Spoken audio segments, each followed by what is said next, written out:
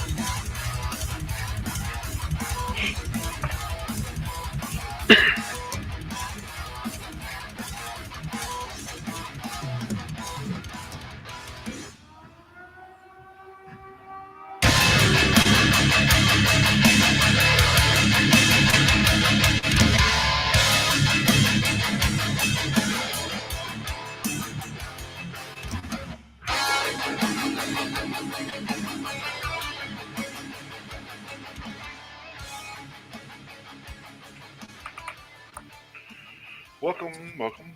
It's another such a great way to start a show. Yeah, another Saturday morning here. So you, here in the States, up here, Yep. overseas, could be night or even Sunday, I guess. Yep. Some places, but we, nonetheless, we appreciate you guys hanging with us this morning. We got a little catching up to do this week since we had the band Sepsis on last week. If you hadn't checked that out, you can head over to our YouTube page and watch that if you want to. Yeah, it was a very good episode. Yeah, very very emotional and intense, I would say. Yeah, so, but ain't nothing wrong with that. I mean, that's a great way to put it. Yeah, I mean, if you are passionate about what you do, then that's definitely a perfect example of it. So. William's very passionate about the band, so yes, he is, rightfully so. So absolutely. So yeah, so we got a couple of news stories that's going to filter over, and then of course we have the history that's going to be a little heavier today. So hopefully we can still get through it within the time frame here, but we'll see. So, yeah. If you hadn't noticed, I got tired of the purple, so I got a backdrop now. So. Yeah, I was actually just about to mention that. I like that a lot. Yeah. So I was like, man, I'm just tired of this purple. Yeah. Yeah. And mainly the fact, I think that it's not really the purple that bothered me, was the fact that we're still remodeling this room, so there's still like some trim and stuff we haven't put up yet. So we got to buy 2 doors for in here. So I mean, it's still a kind of a work in progress. So. Oh yeah. I know. Yeah, if anybody remembers when I was broadcasting from the kitchen, you could see like the one wall behind me that we're experimenting with. Yeah. We're experimenting with backsplashes and shit like that. So yeah, we're finishing up a kitchen. So yeah, we're doing the same thing. So unfortunately, we don't have our own private studio to do this in. So. Yeah, not yet. That's also a work in progress. We'll get there with that too. So yeah, that'd be nice. Yeah. So how are we feeling this morning? Not bad. Really? Not as bad as I thought I would be. So of course, I am still a little sore, but if I don't know, like I was just a pro wrestler for like 18 years, and then I took time off to do other things with acting and, of course, podcasting and everything. But I had a friend hit me up about a month ago wanting me to do a show. So that happened to be last night. So we were kind of, being at my age, we're kind of wondering how that was going to affect me this morning. But but I'm not too bad. So definitely not as sore as I thought I would be. So yeah, well, good. I'm glad to hear it. Of course, the wife's specialty. Rice Krispies helps out with it. Hey, there you go. Right. Oh man. All right. I guess we will kick this bad boy off with our normal birthday shout outs. I didn't have a whole lot from what I found today or this week. So definitely a light week. So which may work out great for shoving some other things in that time frame. But That's true. But I'll kick it off from May 22nd to the 28th. May 22nd, we had Kenny Hickey, a guitarist for Typo Negative. May 24th, we had Alessandro Cortini. He's actually part of the Nine Inch Nails with Trent Reznor, so he's just a multi talented musician, I guess you could say. So, a lot of Nine Inch Nails stuff is pretty much computerized. So, between the two of those guys, and they usually put all that together. So, then we had May 25th, one of our favorites, Klaus Main, vocalist for the Scorpions. Mark Knight, guitarist for Bang Tango. Adam Gontier, vocalist for 3 Days Grace and Saint Sonia, which formerly 3 Days Grace, now Saint Sonia. Right. And then we had May 26th, Mark Hunter. I guess I'll do this in the right order. American musician. This is a musician. I can't remember what Mark plays with Chimera. Do you know? Not right offhand. I can't remember. I hate not giving him the proper props here. It's one thing I hate about this site is they tend to do a lot of Australian musician, and they'll say what they do, and if I don't know them like I do a lot of bands, then it's kind of well, it says hang on a second right here. Hold on. It says Mark Hunter is the vocalist for Chimera. Okay, so there we go. So yeah, Mark Hunter is the vocalist. So sorry, Mark. I've listened to them, but I'm not like an avid listener of Chimera, so right. So I don't really know them as well as I do other bands, which I don't have 24/7 to research things like Luke Brutus. So. Right. Yeah. And plus, he's probably met the fucking band like 20 times. So. Also true. So you got that. May 27th, we had Sean Kinney, drummer for Alice in Chains. ZP Thart, vocalist for Dragon Force, and of course now formerly of Skid Row. Then May 28th, we had a very well known and I won't say applauded, I guess, but I guess I can say that singer-songwriter from the Plasmatics, Wendy Williams. Of course, she passed away at 98. So, but definitely had a big following, and still does actually, which is crazy. You still have the Butcher Babies and a lot of those people that talk about Wendy Williams. So, it's right. Pretty cool. Pretty cool to leave that kind of mark, I guess. And I'm probably sure she'd be happy now to know how many women are actually involved in the metal community now. Right. So it's definitely drink. Yeah, definitely worth following, I guess. But anyway, that was my birthday list for this week. Nice. Happy birthday to you guys. And then, of course, if I missed anybody, I apologize. Happy birthday to you. And then, like always, if any of you out there have celebrated a birthday this week or even the day, happy birthday to you guys. So, hey, look. Hello, Octavia. Hey, Octavia. Back good morning. Welcome back. Hope you enjoy the normalcy of our show today. But it's going to be short lived.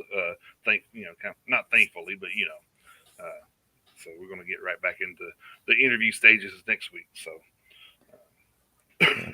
buenos dias to you too, sir. Yeah. And I don't know about you, but I'm definitely psyched for that conversation next week. So, yeah. So we'll be making an announcement here towards the end of the show. We do have our next guest lined up and confirmed for next week. So we're excited about. We're always excited about our guests here at the Metalheads Unite podcast, of course. But I think I get more excited when we find bands that have been around for a while that we didn't know about. So right, it's like and then of course this guest will be a perfect example of not being pushed by like the media backing, like William was saying. So it's kind of a good thing that we can provide them a little platform there. So nobody's actually on with us today. It's just me and Chris doing our normal stuff, Octavia.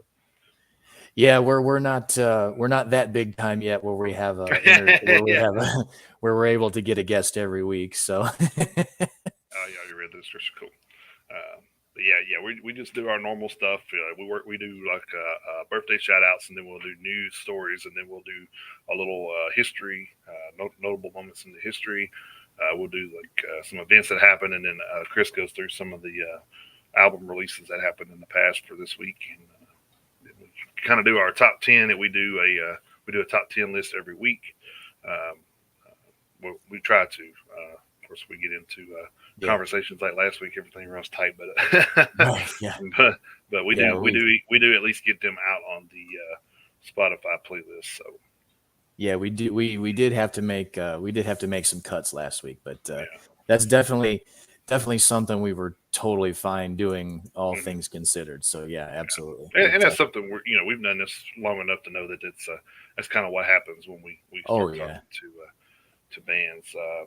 Actually had a contact with John from one of the last yesterday. So no kidding. They are, I guess, some big news coming up soon as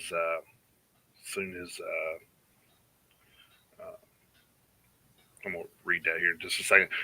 Soon as they can announce that he's gonna get with me and probably come on a show and dude, sweet. Yeah, so I already talked to him. He said he'd love to. So we'll try to set that up so whenever they get ready for their big announcement on what's going on, then would be our first return guest.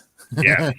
So looking forward to new music from them, and then the big announcement coming up. So hopefully here pretty soon, the next few months, we'll see. Yep. So yeah, Octavio, we see your comment here. Mm-hmm. I take this opportunity to tell you that the world of metal in Mexico is more difficult than ever. They cancel concerts, and those in the country have no support. I mean, at least spaces. I mean, I hate to hear that. Yeah, I really hate to hear that. Because I think like we've talked about this before, but I think heavy metal is one of the most worldwide community there probably is. I mean, I'm not sure how well country and stuff goes over in like Germany, but we definitely know metal is alive and well over there. Oh yeah. So it's definitely a genre that's around the world, and I'm not saying that all genres aren't, but the metal community seems to be a lot more broad, I think. So. Yeah, it definitely permeates into almost every country. Yeah, especially European ones, because like I said, that it's even bigger over there than it is here. So. Yeah, but I mean, thankfully we've got people like Octavio here who, are representing down in Mexico, and then we, even in, he was with us last week too, and then we also had what was his name? Hans? Was his name Hans or Lars? Yeah. He joined us from Germany. We've had guests from Pakistan, we've had guests from Turkey, we've had guests from Russia. I think we've said this before. Our first international follower, she was in Scotland. So I mean, it's been crazy where to have the reach that we've been able to achieve with this show in basically the short period of time that we've been doing this. I mean, we're just now coming up on a year and a half that we've been doing this show, and to be able to talk to people from so many different countries like we have so far, it's been crazy. Yeah, the group Ginger. Yeah, Ginger canceled a lot of stuff when the stuff was going on with Russia and Ukraine, because they are from the Ukraine. So yeah. But I'm sure they'll make up for that. So I'm pretty sure they will. I don't see them staying off the road for too long, because I mean, for one, that's how they make their living, and they got bills to pay just like everybody else. But but it's really tough when, and obviously Jason and I can't really speak from experience on this, but to have to deal with your home country being under attack from another country, just can only imagine what they're going through right now. And I don't, of course I don't know this for sure, but I don't even know if the band members in Ginger have been directly affected by it. I don't know if they've lost any family members or not. Like, a lot of people, civilians and all that stuff that have been affected by that. It's just it's just a mess. and that's of course a gross understatement. And oh, that was your message. Sorry, I got like a message notification. It was you. So I was like, who's messaging me? So.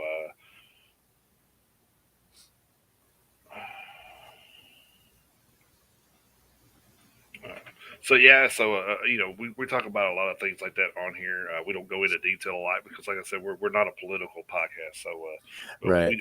we do touch on stuff. I mean, just like I wanted to say from us at Metalheads Unite, our thoughts and prayers go out to everybody involved in the Uvalde, Texas school shooting. Right.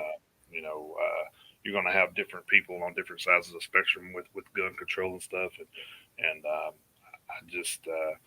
I'll just put this 1-2 cents out there, and then I'll move on. But I think that it's there's got to be a medium. Like you got the radical, what they call the radical left and the radical right, and they all have their own opinion. But there's got to be somewhere to meet in the middle to try to get a hold on these things happening.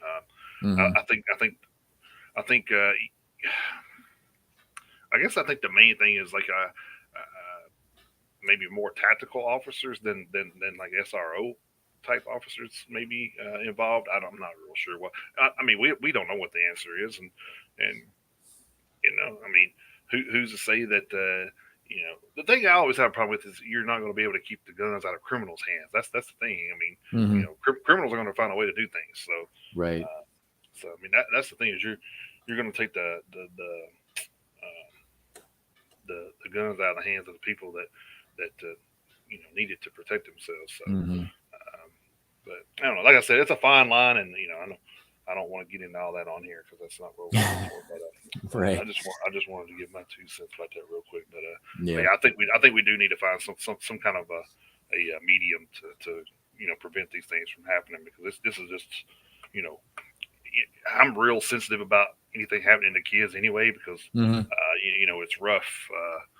It's already a rough trying to grow up in the world we live in. So for somebody to come in and take that away from a kid that had nothing to do with anything, right, and just end their life before it really got started is just horrific. So yeah.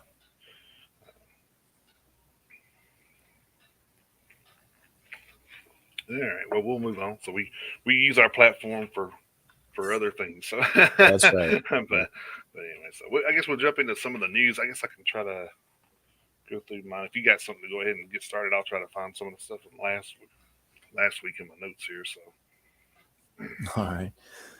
Well, while you're doing that, I guess I'll go ahead and start off our current events segment for this week with unfortunately the kind of news we don't prefer to report on, but unfortunately, the news reaches across the entire spectrum of good and bad. So we're gonna start off with the bad news this week. Over at blabbermouth.net, we have Guillaume Bideau, the French vocalist who fronted the Danish metal band Nemec from 2006 to 2013, has died at the age of 44. Formed in 1998, Nemec recorded 5 full-length albums, 3 of which featured Bideau on vocals: 2007's Passenger, 2010's Son of the System, and 2012's Nemesis. Bideau was also frontman of French metal band Scarve between 1998 and 2008, and he sang for other groups like One Way Mirror and Melted Space. Bideau's former Scarve bandmate Dirk Verburen, who is the current drummer for Megadeth, paid tribute to Guillaume in a social media post late Tuesday night, May 24th. He wrote, quote, "Guillaume, it's with a devastated heart that I write these words. I remember our first meeting in 1999 like it was yesterday. You came to see me at my little apartment in Nancy, reaching out with a fake hand, which fell to the ground when I shook it, leaving me perplexed. You were without a doubt expecting a burst of laughter. Your omnipresent humor was contagious. Even when you got angry, you were damn funny. During the recording of Scarve's second album, you insisted that we all listen to Typo Negative's October Rust when going to bed night after night, until Sylvain and I got fed up and decided to hide your CDR, only for you to pull out a second identical one the same evening. You were a brilliant, nonconformist, stubborn, and tenacious artist. Beyond that, you were a true friend. You didn't hesitate to join me when I was reluctant to go on a long drive through France. We listened to the first Fantomas album on repeat. At my wedding in 2006, your presence and exuberant personality remain among my fondest memories. You didn't care what other people said. You did what you wanted, and you lived your own way. I'm gonna miss you terribly, my friend. Rest in peace. End quote. Former Nemec guitarist Mircea Gabriel Eftemi, I think that's how you pronounce that. I'm sorry if I got it wrong. Also remembered Guillaume writing, quote, words cannot describe how I feel. I am devastated and extremely saddened by the passing of my friend and old band member Guillaume Bideau. Everything we've experienced and laughed at together throughout the years, the crazy shenanigans, the parties, the fights, the travels, the struggles for success are all the memories I will cherish forever. You were a unique character, a visionary, a true artist, and with a big heart. You made us all laugh and you touched our lives with your music. I cannot believe you are now gone. My thoughts go to his family and the many friends all around the world. I will miss you forever. Rest in peace, Guillaume. End quote. So, yes. again, another life gone way too early. I mean, 44 years old. I mean, that's our age range. Almost exactly. So, not exactly sure what happened. There's no mention of him being sick or anything. So we don't know what happened, but we do know just by the two tributes from Dirk and I don't remember the other. But his former bandmates, regardless, are just how important he was and how special he was to them. So you hate to see it at any age, really. Yeah. So also not really metal related, but the drummer for Yes passed away as well. Mm-hmm. And I thought there was another one too. There was three. I'm not 100% sure if there was a third one, but I can't remember. I did see a third. I'd have to look. But yeah, Alan White, the drummer for Yes, he did pass away from what's being called a short illness. There were no specifics, but he died a couple of days ago, and he was 72 years old. Yeah. So I mean, he lived a pretty good life. So. Yeah, he was with the band Yes for 50 years. So yeah, he joined the band in 72. Yeah, that's wild, man. Yeah. Which I know they've lost two members here, within the past year. So, so hard to keep pushing with a band when you get to that age because your members kind of getting once you get to that age, your members are kind of here today, gone tomorrow, kind of so to speak. Not to be real dark about it, but but I mean, it's well, I mean, that's I mean, in the grand scheme of things, that's almost kind of like really how it is, Yeah, with Yes, I mean, I'm pretty sure that what I remember the last founding member has been gone. I think so. So I don't think there's any like founding members still with Yes. I think yeah, I'm not sure about that, but you're probably right. Yeah, well, I guess there's only one guy left. I think they were just a trio anyway, I believe. So. Oh, okay. I could be wrong, but I thought they were. But anyway, this is one that kind of came over from last week from over at Metal Injection. Purveyors of Dark Ambient Metal Tribulation has won their second Grammys Award. I guess that's like the Grammys over in, the Swedish equivalent to the Grammys. Oh, okay. In 2018, the band won the award for their album Down Below. This time around, the band has been honored with the Best Hard Rock Heavy Metal Grammy for their latest album, Where the Gloom Becomes Sound. In a post on their Instagram account, Tribulation posted a photo of themselves with the award, commenting, humbled and grateful for another Grammys. Thank you all for the support this year, despite prevailing in the end. Tribulation has some stiff competition for the award. Also nominated were the Ninth Flight Orchestra for Aromantic 2, Nestor for Kids in a Ghost Town, Lucifer with Lucifer 4, At the Gates with The Nightmare of Being. So that is some pretty stiff competition. I mean, I'm a big At the Gates listener, so yeah. Tribulation got their start in Sweden in 2005. Their debut album, The Horror, was released in 2009. 4 years later, they followed with their debut with their second full-length studio album, The Formulas of Death, in 2013.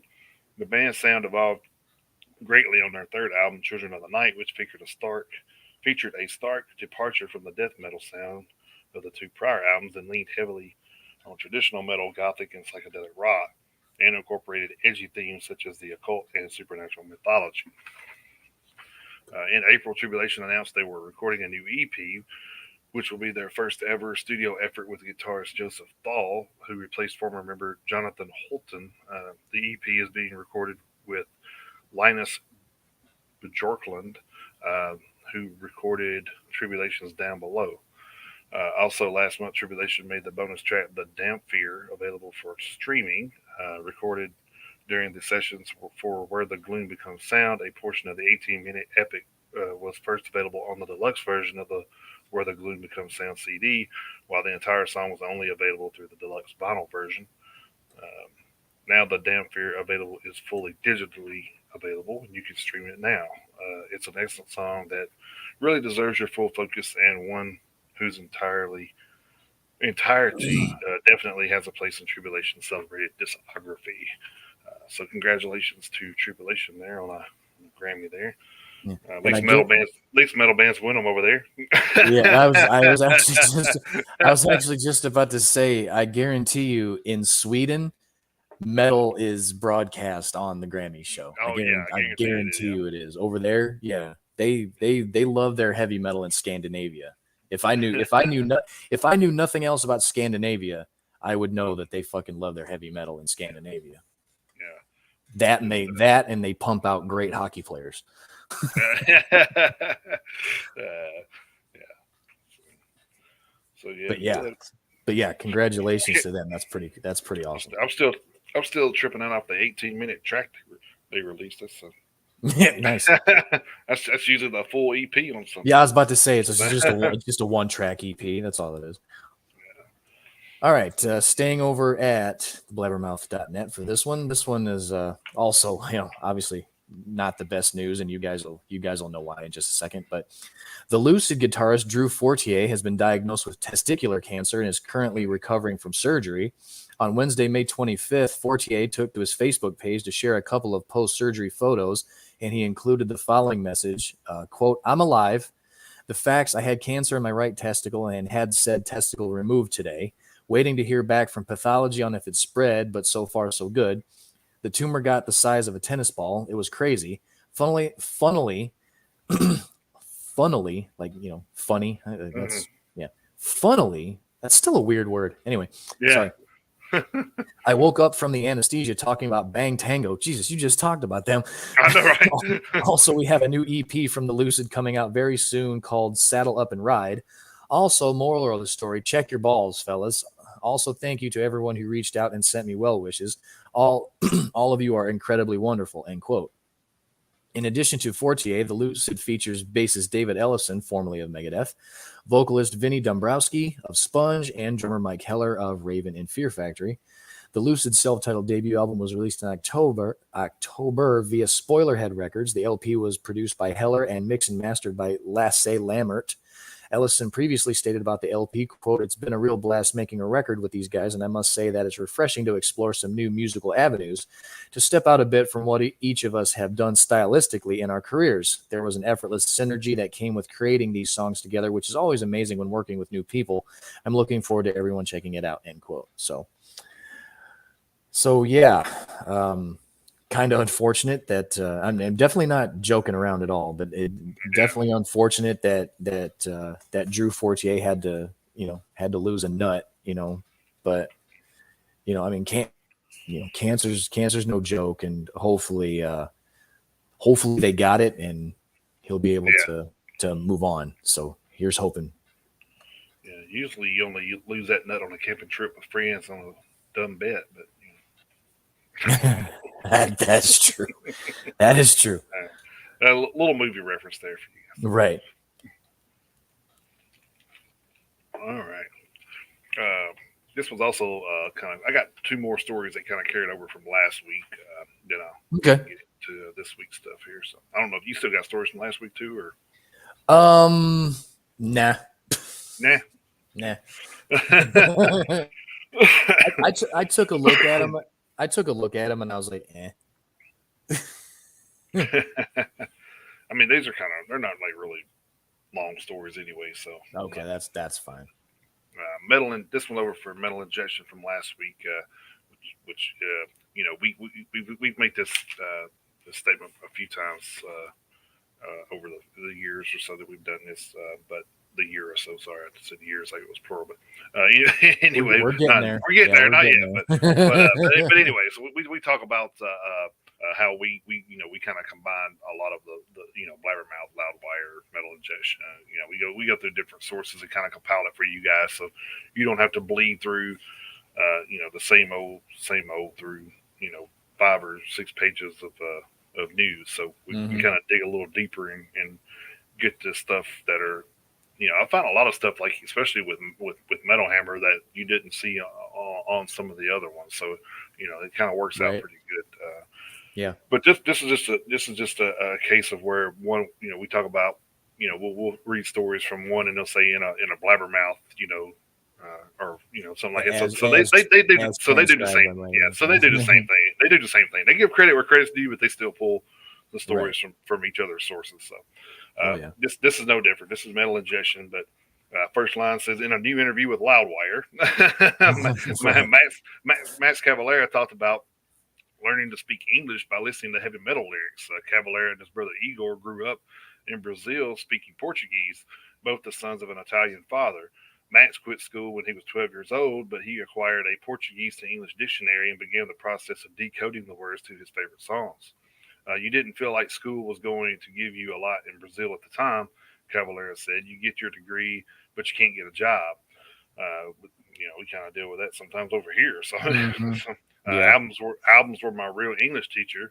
The dictionary was where I got the name Sepultura, which I translated from Motorhead's "Dancing on Your Grave" from the Another Perfect Day album. At that time, I was translating Motorhead, Black Sabbath, AC/DC, Iron Maiden, Judas Priest, Ramones, and a little bit of Sex Pistols.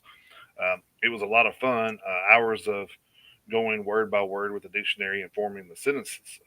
Cavalera also spoke about the wide range of lyricists who influenced his own writing, some of which were a surprise, and he even revealed specifically what lyricists heavily influenced him during the while some of Sepultura's most memorable cuts. On one record I translated that was very influential was U2's War.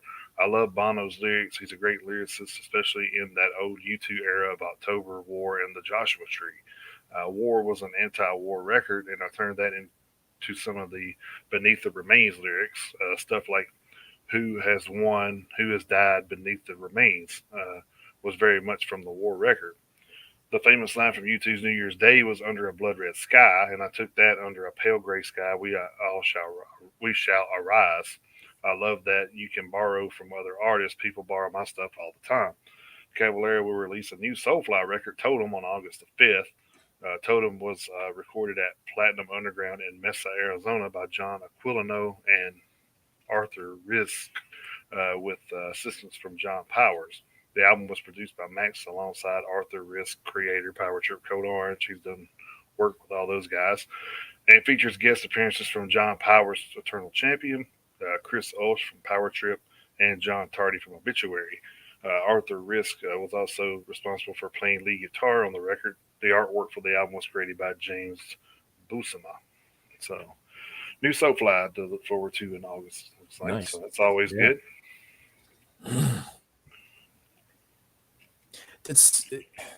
I wonder how often stuff like that happens. He said he learned to speak English basically by listening to heavy metal. I wonder how often that has happened, where not necessarily with heavy metal, but there's not to toot our own horn, but I know that like American culture kind of influences a lot of other countries, especially like the young people in other countries. Like a lot of they like our music, they like our movies and stuff like that. And I'm sure, I don't know if it's as predominant now as it was like in the 80s and 90s now with the internet and everything. And there's really, you can find anything from anywhere pretty much at any time. But I wonder how often that actually happened, where like people would use like American movies to learn how to speak English, just like he used, of course U2 isn't American, but like Black Sabbath isn't either, but learning English via like not learning it in school, basically. I wonder how often that's happened. Mm-hmm. That actually, it's an interesting story, because I mean, he really had nowhere to it didn't sound like he had like any certain jumping off points. Like, I'm just going to get a dictionary and just start going through it. Yeah. Like you said, he basically just started decoding everything. So that's pretty cool. Pretty cool to hear. I actually like awesome. that. Yeah, when I was reading, I thought, man, that's pretty crazy to learn. And just shows the power of music in general. Oh yeah. Is somebody can translate, their Portuguese to English and become, especially the star he's became. So I mean, right. Like I said, Max Cavalera doesn't lack for trying. That's for damn sure. So I mean, he's in so many damn projects. It's crazy. Yeah. You brought up that you said that, and then you said movies, and it reminded me of the interview where they had, like, I don't know if it actually made the movie or if it was a cut, but Dave Skylark, which is James Franco's character, was interviewed with Iggy Azalea, I think it was, and she's from Australia, and he kept saying, like, yeah, Austria. And she says, "No, we're Australians." He said, "Well, yeah, but Austria is, Austrians and Austria and Australia are both all Austrians." She said, "No, we're Austria." So then he asked her. I remember he asked her, said, "So how hard was it for you to learn the English language?" She said, "Well, she said, well, probably not very hard, since Australia speaks mainly English, you dumbass." Like, yeah, I think that must have been a deleted scene, because I don't remember that from the movie. Yeah, I think it was, but this shit's hilarious. That was a good movie. I like that one. All right, I'm going over this. This one is technically, I will give you this. This one is, because you asked if I had any held over from last week, and I said no. This one technically is, because it came out almost like literally right after last week's episode. So technically this one is a little more than a week old, but there's an original story and then there's an update, lumped in together. So this is over at theprp.com. Multi-platinum alternative metal band Evanescence have announced the departure of guitarist Jen Majura from their ranks. Majura took on that role back in 2015, also handling backing vocals and more for the group. The band stated on the matter today, of course, when this, like I say, this came out last Saturday, so this statement is a week old, but it says, quote, "It has been a very special chapter in the band with our dear friend Jen Majura, but we have decided it's time to go our separate ways. We will always love her and support her and can't wait to see what she does next. We are so grateful for the good times and great music we made all around the world together. We are hard at work for our upcoming tour, and we'll have some exciting news about the new lineup coming in the next few days, so stay tuned," end quote. Then, at the top of the story, there is an update from May 22nd. So last Sunday, Majura has since provided the following update of her own on her dismissal from the band. So, that puts a different spin on it. Quote, "I feel the need to address that none of this was my decision. I have no hard feeling against anybody, and I wish Evanescence all the best. I am allowed to carry beautiful memories of the past years. I am grateful." So, so this may be one of those situations where we may keep an eye on this to see if more comes out about it. We've reported on, I mean, it just seems like since the first of the year this year, we have, it seems like weekly we are reporting on, if not multiple lineup changes for bands. I actually have another follow up on this. Yeah. There seems to be a lot of there is a squirrel staring at me through the window of my door right now. it's amazing your dog getting there staring back at it. Well, no, Rowdy is actually Rowdy's in the bedroom because he wouldn't stop whining, so he's in the bedroom. But there's literally a squirrel staring at me right now. Anyway, maybe it's a fan of the show. So maybe, but yeah, it seems like there's just constant stories that we're reporting on. It's like such and so left the band, so and so left the band, so and so's moving on. So I mean, think about how many great bands we could probably form with some of the people who just got let go from these other bands. I know, yeah. Just I mean, it hasn't always. I mean, we could go from past experiences with this and say that like Dave Mustaine got kicked out of Metallica, created Megadeth. We got two great bands out of the deal. So I mean, maybe hopefully some of that will carry over, spill over, and we get multiple. Who knows? New bands out of the deal. So I mean, yeah. So yeah, who knows? But I mean, good luck to Jen. Even though it sounds like she had no desire to, I guess, be dismissed from the band. So if we hear any more details about what happened, we'll let you guys know. Hopefully, it doesn't turn into a Dino Cazares and Burton C. Bell kind of situation. Yeah, right. so hopefully it wasn't. Hopefully it wasn't like a Fear Factory kind of thing. So her and Amy Lee death fighting or something. Right? Yeah. Yeah. And like I say, I do have another one, but didn't I see where they were talking about they were having a new guitarist and bassist on tour with them? I think so, but I don't remember the details about it. Well, I'll have to look that up because I think I did see. I'll look that up while you're doing your next story because I am wanting to say that they did announce a new touring lineup. Okay. So give me a second. You're good. I'll read this one real quick from over at Metal Hammer. This is another carryover from last week. This is my last one, I believe. So, Dio's classic album, 1983's Holy Diver, is getting a lavish reissue this summer to mark what would have been frontman Ronnie James Dio's 80th birthday. The 4-CD re-release Holy Diver Super Deluxe Edition will feature a new remix of the album by Joe Barresi, who has done work with Slipknot and the Bronx. The original 1983 album remastered, a live album recorded in California in '83, and various outtakes, single edits, and B-sides. It will all come out on July 8th, 2 days ahead of what would have been Ronnie James Dio's 80th birthday. The songs for Holy Diver were largely written in the autumn of '82 in a rehearsal room and Sound City Studios in Van Nuys, California, where Tom Petty and the Heartbreakers recorded Damn the Torpedoes and Cheap Trick tracked Heaven Tonight. Guitarist Vivian Campbell recalls the quartet entered the facility with just 1.5 songs, Holy Diver and a partially constructed Don't Talk to Strangers, but quickly penned 7 more. A lot of the songs were rewritten versions of Sweet Savage songs. The Northern Ireland-born guitarist told this writer in 2019, "We basically plagiarized my history." Ronnie would say, "What did you play with Sweet Savage?"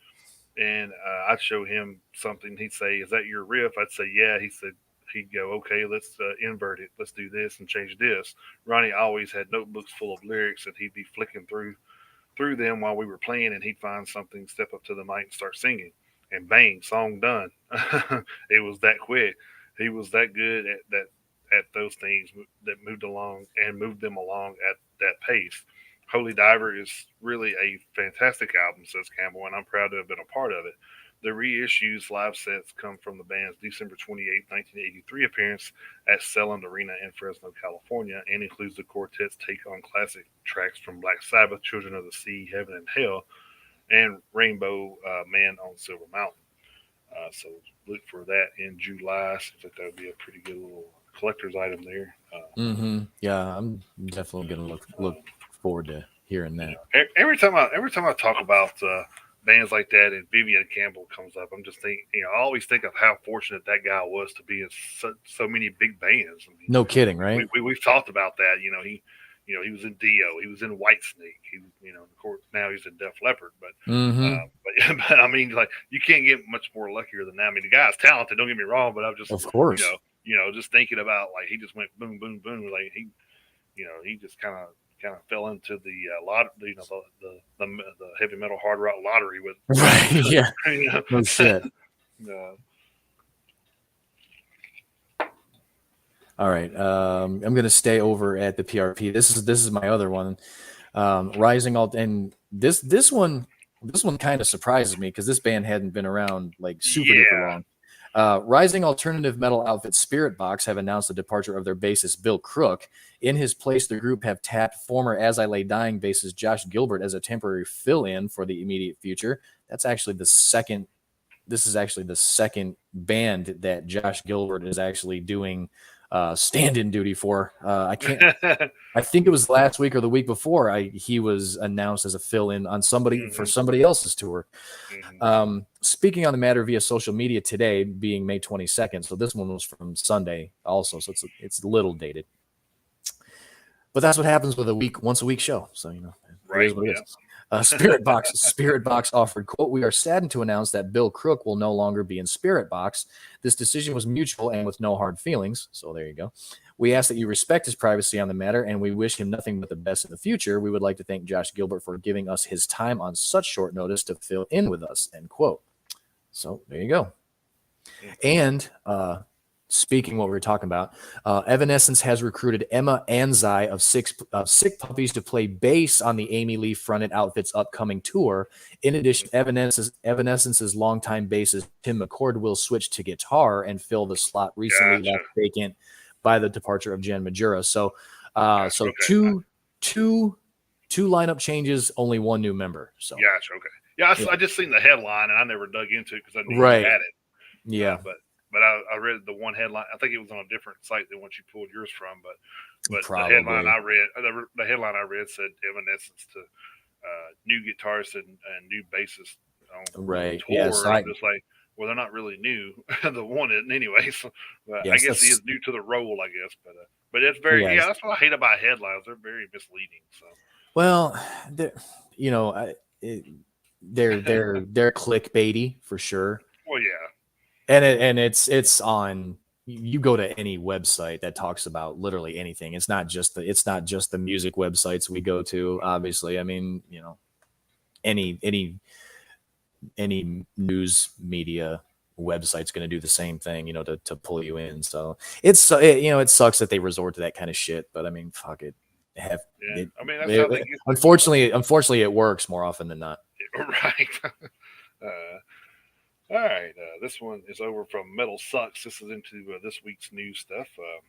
There are certain extra credit letters metalheads know by heart due to band logos like the S in Slayer, the M in Metallica, the Danzig D, and weirdly enough, the Iron Maiden R. All live in our brains rent-free. For a generation of fans, among these symbols is almost certainly the Korn R, which is written backwards in what looks like the slowly dragged crayon of an itchy child wondering if mommy will ever come back. Oh my God. Jesus. Right? Way to go. Way to get dark there, Metal Sucks. Yeah, I know. And now it's been revealed how one can type that on their phone. So they can write Korn in their actual text now. This veritable superpower seems to have been discovered by the dudes over at Metal Talk Show variety show Cover Machine 2 Minutes to Late Night, who wrote, "Good news, I figured out how to text replace the backwards R from the Korn logo on my phone's keyboard," and he wrote all the R's backwards in that typing. So brave pioneers they are. The story was later picked up by Loudwire, who wrote that the Korn R is a letter in the Cyrillic alphabet used for Slavic languages like Russian, Ukrainian, and Bulgarian. The letter is pronounced Ya. So if you download Russian keyboard onto your phone, you can usually type it. I don't recommend that. Yeah. iPhone users go to settings, then general keyboards, then press add new keyboard. The Belarusian, Bulgarian, phonetic, Russian, or Ukrainian keyboards will allow you to use Ya, or the backwards R. The next time you're texting, type the globe icon on your keyboard, and it'll give you the option of using the Cyrillic one. Then bing, bang, boom, you're feeling like a freak on a leash. I like the word on play on words there. As for Android users, you'll have to install the Gboard app.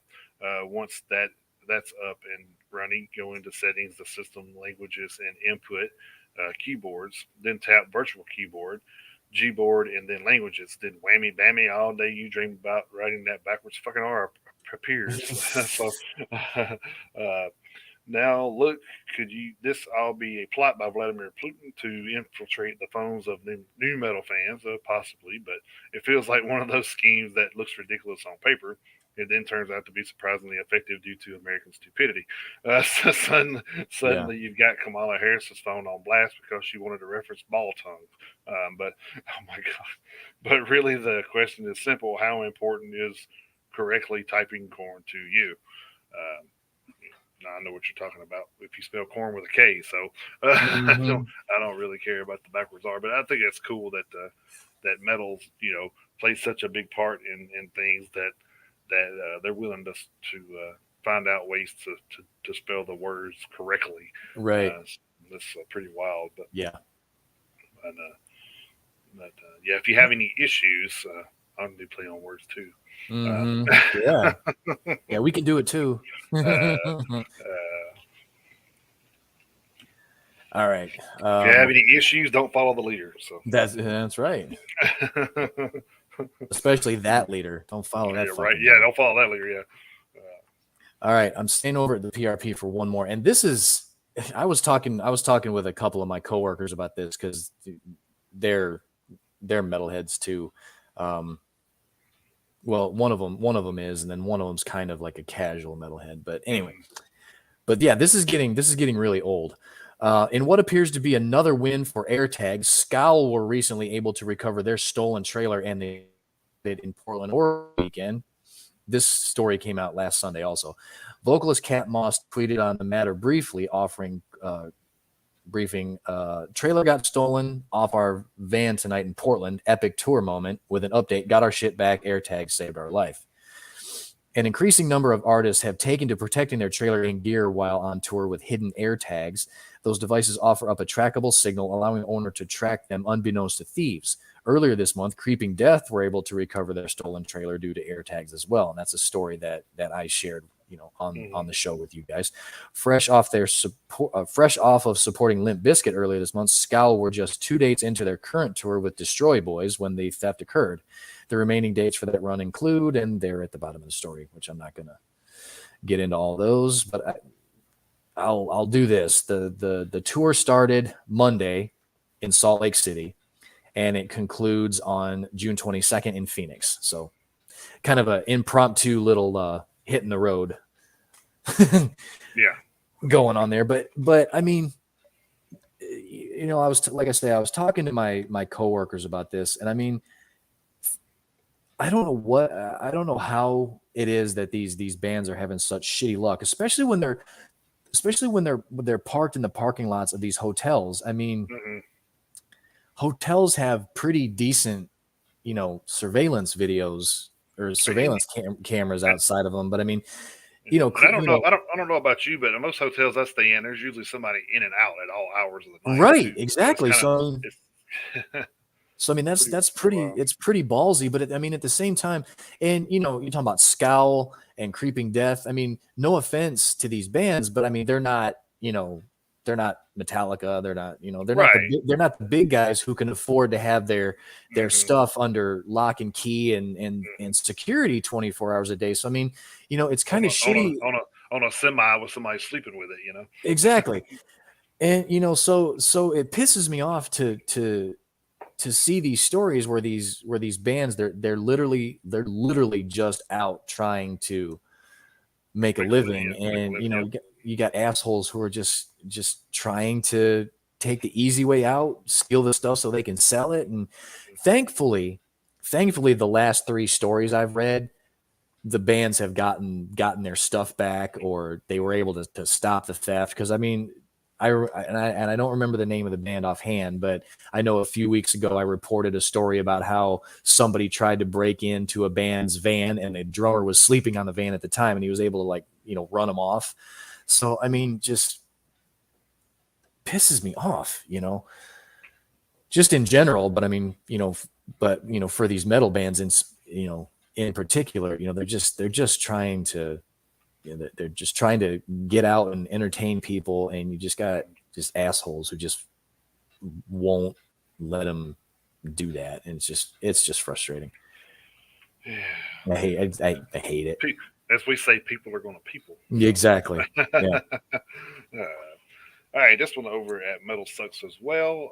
This was a pretty interesting one. So, last month, the rock and penis leaning world were saddened to hear that Cynthia Plastercaster Albrighton, Oh yeah. Yeah. infamous maker of plaster molds of rock stars' dongs, had died at 74. Now, as part of a donation from her estate, an Icelandic museum dedicated to penis related art and culture will show a mold Cynthia made of arguably rock's most cherished swans, that of Jimi Hendrix. In a tweet, the Icelandic Phallological Museum, located in Reykjavik. I don't know. Hopefully I that's think close it's enough. yeah, I think it's Reykjavik, but yeah, I know exactly Reykjavik, what you're okay. talking about. Revealed that they'd obtained Al Britton's mold of Hendrix's wedding tackle, writing, writing, wedding tackle, writing that Hendrix phallus cast to the Icelandic Phallological Museum. It is with feelings of sadness and pride that the Phallological Museum announces that prior to passing, Cynthia Plastercaster Al Britton decided to donate to the museum with one of the few casts of Jimi Hendrix. Born in Chicago in 47, Cynthia, a self described recovering groupie, began the work she was most famous for in 1968. She is best known for having created molds of the penises of rock guys, including Jimi Hendrix, Dead Kennedy's Jello Biafra, and MC5's Wayne Kramer. Later in life, Al Britton also decided to start molding breasts as well, and made molds of the chest of the Yeah Yeah Yeahs, Karen O. Peaches, Stereo Labs' Letitia Sadier, and the Mekon's Sally Timms. While he never modeled for her, modeled for her, Frank Zappa was also a close friend of Al Britton, and the two appreciated each other's uncommon approaches to art. Yeah, Uncommon. uncommon. Yeah, Yeah. yeah. Cynthia's first exhibition of her work took place in New York City in 2000. Soon after, she was featured in Jessica Everlest's documentary Plastercaster, and contributed to the BBC Three documentary My Penis and I in 2005. she, she was also the inspiration for and referenced in several rock songs, including Kiss's Plastercaster, Lee Tigre's Nanny Nanny Boo Boo, and Jim Croce's 5 Short Minutes. The Kiss song featured on Love Gun would always be the most famous of the tracks that detailed her art. She probably got one of Gene Simmons somewhere. If you have a chance Probably. to visit Iceland, definitely check out Hendrix's Wayne, which, according to VH1 segment, is so thick that one's fingers don't touch when holding it. So there you go. That's a Jimmy Thick, visual right there. yeah, Jimmy Thick penis. That's a visual I didn't need today either. Just so everybody knows, I just put the link to this week's playlist on Spotify, so you guys can. I'll leave that up there, so you guys can copy and paste that if you guys want to check that out. Yeah, and I'll give it a few minutes, and I'll throw the segment from last week on there too. So yeah, top 10 from last week. Right. All right, I got one more over at theprp.com. Sleeping with Sirens and Senses Fail both received some new certifications from the RIAA this week. First up, Senses Fail's single Can't Be Saved from their 2006 sophomore album Still Searching was officially certified gold on May 23rd. It marks the second gold record of the band's career following their 2004 debut album Let It Enfold You, going gold back in March of 2020. For their part, Sleeping with Sirens landed their first ever platinum award for their 2011 song If You Can't Hang. That single was certified as such on May 24th and previously went gold in July of 2018. So congratulations to those two bands on those accomplishments. Yeah, pretty cool. Yeah. A lot of accomplishments today too, so it's pretty good. That works. All right, this one over at Metal Injection. Thanks to Black Sabbath's second ever United States tour and one American journalist who wasn't a fan, we have the term heavy metal.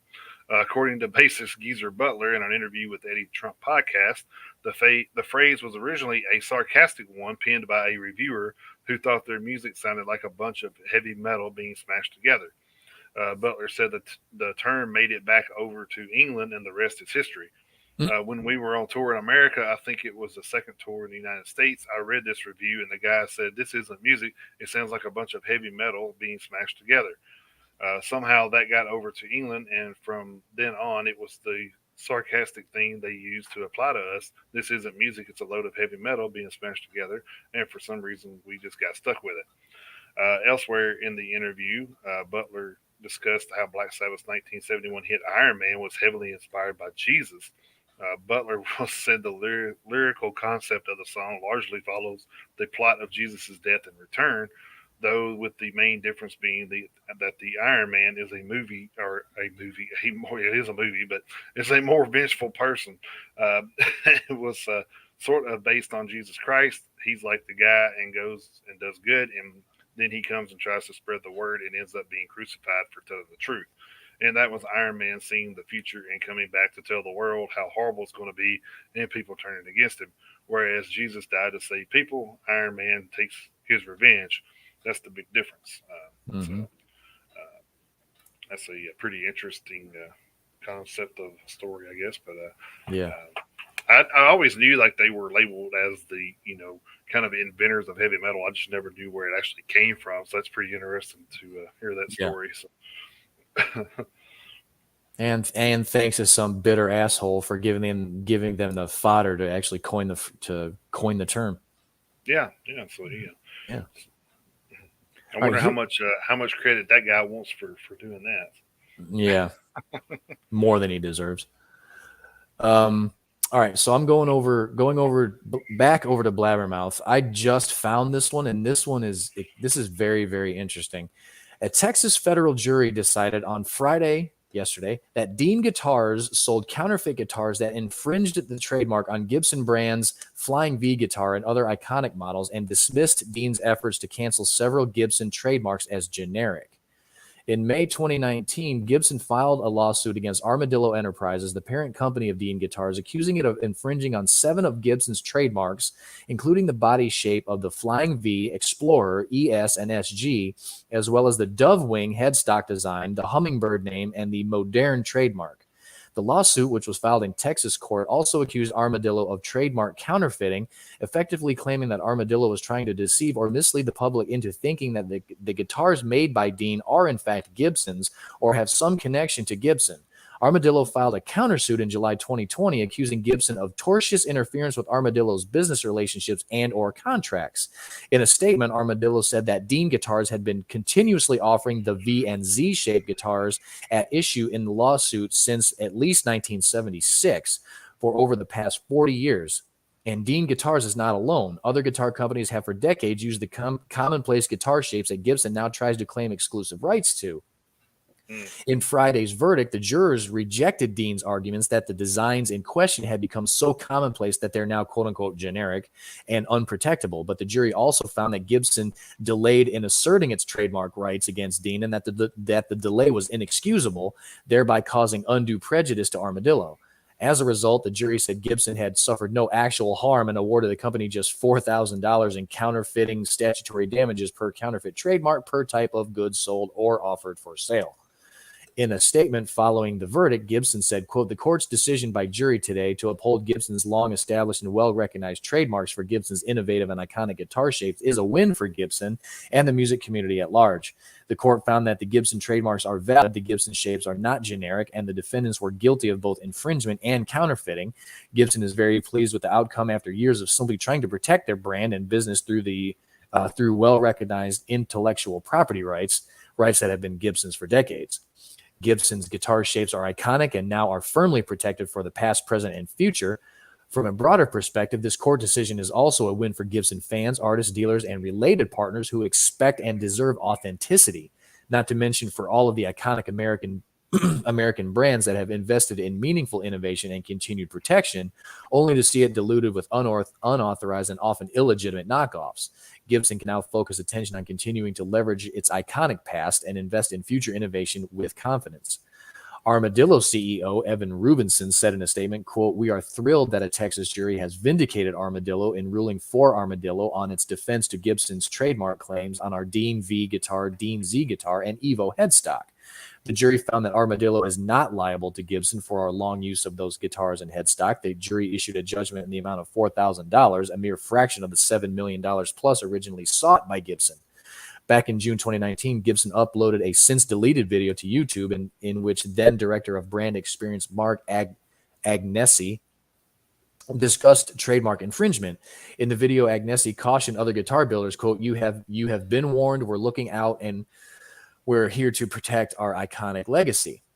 In its Gibson noted that it had sent Armadillo multiple cease and desist letters over the years, but that Armadillo had failed to stop its quote-unquote unauthorized use of Gibson's trademarks.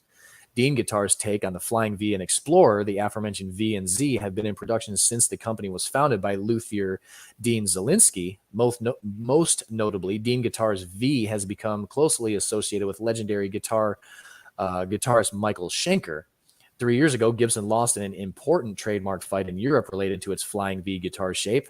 After Gibson was initially granted a mark on its Flying V in the European Union in 2010, the mark was challenged 4 years later by the owner of German company Warwick, and the court later declared the mark invalid. Gibson appealed and lost in 2018, and in June 2019 had its second appeal dismissed by the second chamber of the EU General Court. So that's kind of interesting considering the global reach that Gibson and Dean guitars have kind of had over the years, to see that Dean was basically ripping Gibson off, since the mid 70s. That's crazy. Yeah. And yeah, that's kind of weird that Gibson would have waited so long. I kind of get it.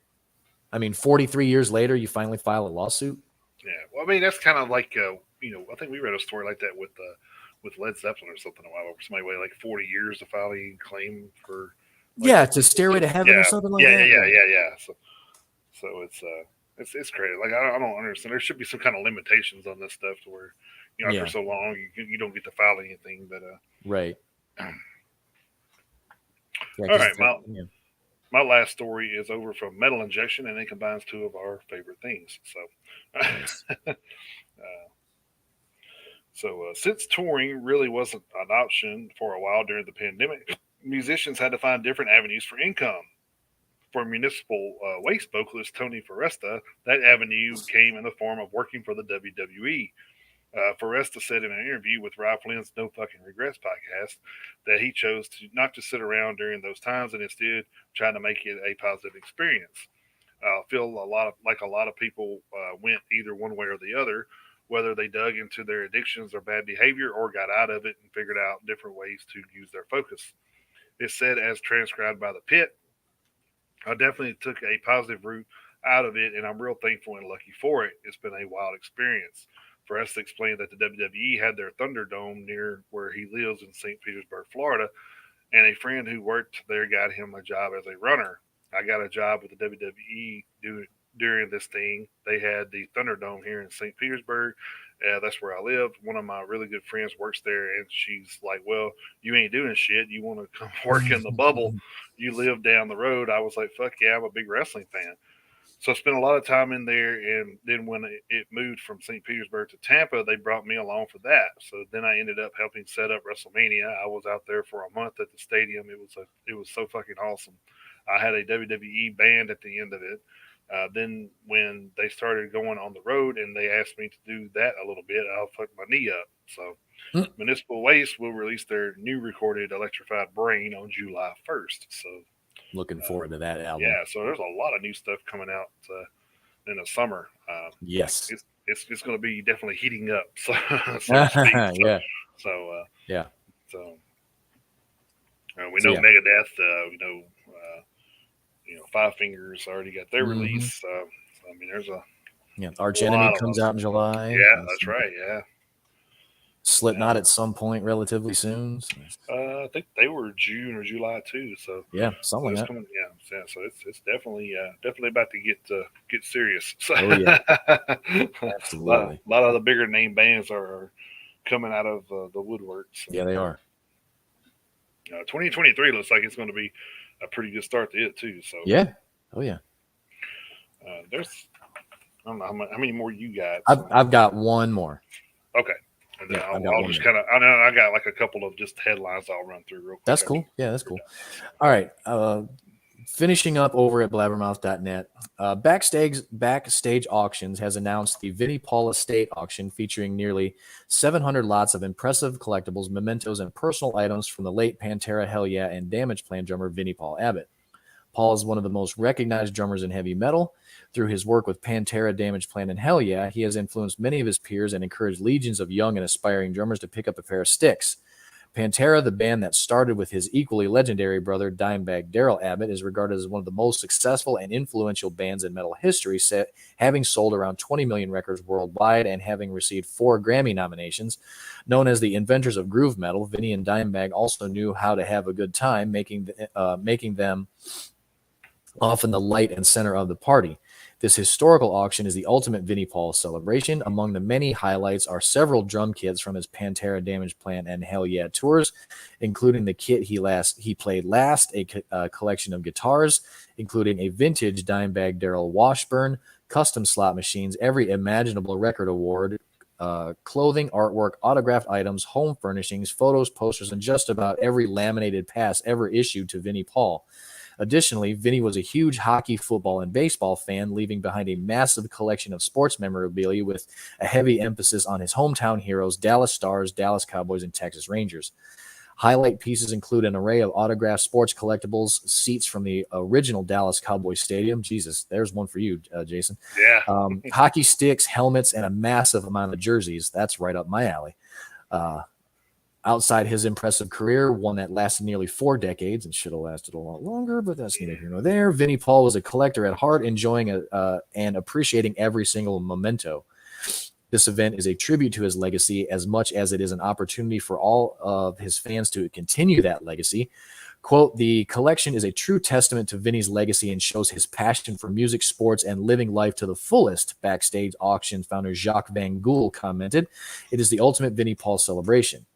Vinnie Paul is one of the most prolific and quintessential drummers in metal history.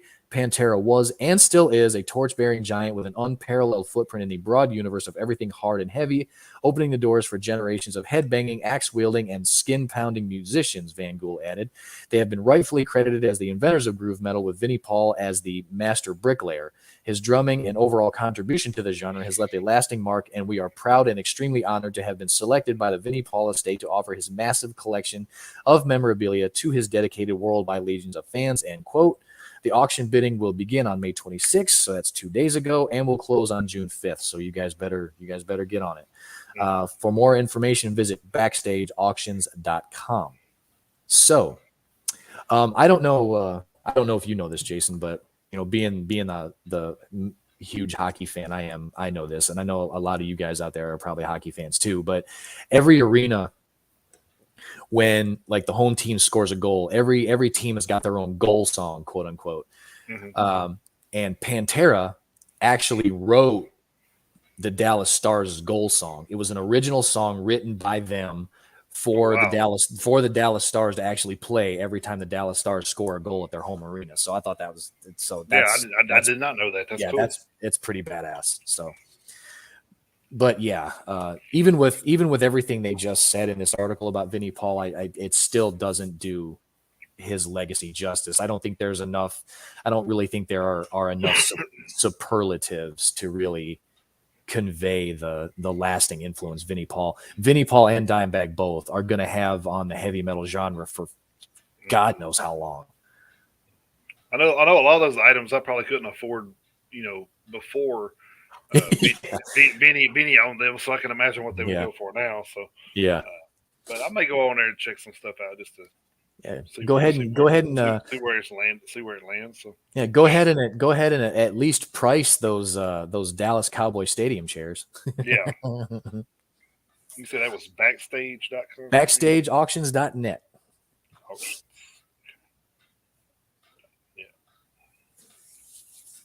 Right. Actually, I'm going to go on there and check out see what's on there. So never hurts to look. So nah. So just a few little headlines here. I know a lot of people. Some friends of mine were at Welcome to Rockville last week, and we're caught in a lot of weather. So I know like Corn, GNR, Shinedown, Breaking Benjamin, Jerry Cantrell, Skillet, Dirty Honey, Alex is on Fire, Megadeth, Saul, Sick of It all of those sets got canceled or shortened at some point during the Welcome to Rockville, which is unfortunate. Um, Mm-hmm. I know we can't control Mother Nature, but I just definitely hope that the DWP takes care of those guys for next year. So because that's just it kind of a friend of mine told me, he said they kind of got, it was bad on Friday, and they said, oh well, whoever had tickets on Friday can come Saturday, since you didn't get to see the headliners. So the people on Friday came Saturday, which those got canceled. Some of those got canceled as well. Yeah. So then they're like, oh, if you come Saturday, you come Sunday. Well, the thing is, sometimes these people bought single tickets on Friday or Saturday to watch those certain headliners. So Right. you in a sense didn't get to see what you wanted to Mm-hmm. because of this. So I hopefully, like they have been good in the past about taking care of their fans when something like this happens. I know I told you about a couple of years ago we had tickets to Louder Than Life. It got flooded out. Right. So instead of refund, I guess they did refund us. Yeah, they refunded us, and then um, come the following year, they said, "Hey, we apologize. Everybody knows we got flooded out, but if you buy pre-sale this year, we'll give you 2 tickets to Sonic Temple as well for the price of the Louder Than Life." So I mean, you had like 2 weeks to Well, do there you it, go. but so that's how I got to go to both festivals that same year. Was that similar fun? If I can go to both festivals for one price, then hell, why Yeah. not? So And you also brought up a good point. Say somebody only wants to go see the Friday show. It also, for one, it's probably they just wanted to see that particular lineup, headliner, but yeah, also they may not have been able to afford to stay the whole weekend, or true, yeah, not everybody works a Monday through Friday. So some people, well, I mean, I don't work Friday, so it just works out that I could go on Friday, but not Saturday. mm-hmm, So I mean, I get that their heart was in the right place, saying, all right, well, yesterday's show was ruined, just come to mm-hmm. tomorrow's. Some people may not be able to come to the next day's Yeah. shows. So, I Well, mean, like I said, hopefully that was just trying to be a quick fix, and then sure. they'll actually take care of people that were at this show next year. I'm hoping. So, Yeah. like I said, they've been good about doing that before. So, Yeah. so DWP do the right thing, so we don't have to give you any negativity on here. Right. I think he gets enough of that on his own without our help. So, Yeah. uh, Well, and like I said, I haven't had any issues with DWP, so yeah. I can't say anything. So, but And we want to see these heavy metal festivals succeed too. I right, mean, we want, I mean, we're doing our part to get metal out to people, but I mean, but still, we don't have festivals that we put on, so we want the music to get out there to people any way that it can. So yeah, we wouldn't want to see, because we talked about Maryland Death Fest, may not make it, right, past this year, and that's really unfortunate. So to see another heavy metal festival, potentially go away sucks. So we wouldn't want to see anything happen, with any of these other ones, whether Rockville or Louder Than Life or Sonic Temple, any of them. We wouldn't want to see those go away. right. I still wish Ozfest was still around. But, Yeah, even if Ozzy, of course he can't right now anyway. But I mean, even if Ozzy's never really able to make any more appearances, but just be able to have the name recognition at this point, I still think would work. And I love the Ozfest lineups. even if he just come out and hosted it or something, Right. Yeah. Yeah. But yeah, I would hate to see any Which of those. I mean, I guess that's kind of where Slipknot's kind of picking the torch up and running with it. So with not Fest. But they don't. The thing about Not Fest is they don't have, and who knows what it'll evolve into. I kind of hope it does. But Not Fest isn't really a nationwide touring festival, Right. and that sucks because they've had some really goddamn good lineups that I would have liked to have seen. It was like, I can't afford to go out to California, so. Or Iowa. Well, I mean, Iowa would be easier, but I mean, right. but I can't afford to go to Cal, and they've gone, to other countries before. It's like, what, I don't want to go to Brazil, so Right. I mean, or wherever they've gone to. I know they've gone to South America, at least once. But I mean, so Yeah, hopefully I got some news about that in the hitting the road stuff. So. Oh, okay. But but anyway, so yeah, it would be nice to see, Not Fest evolve into something, a little more nationwide. And I just put up the link to last week's top 10 list. So there's that. We'll leave that up there for a little bit. Yeah. So if we didn't get to go through it on here. So if you want to know what made the list, there you go. So. Yeah. And I do have and once we get to the top 10 segment, I do have a little bit of announcement I want to make for that too. I haven't even run this past you yet, Jason. So this is going to be something that I kind of thought of kind of last minute that I think I'm going to try at least once, but I'm going to let you guys know what that is when we get there. So. Some other headlines. You'll be glad to hear this one. Judas Priest actually announced that their album should be complete in early 2023. So nice, man.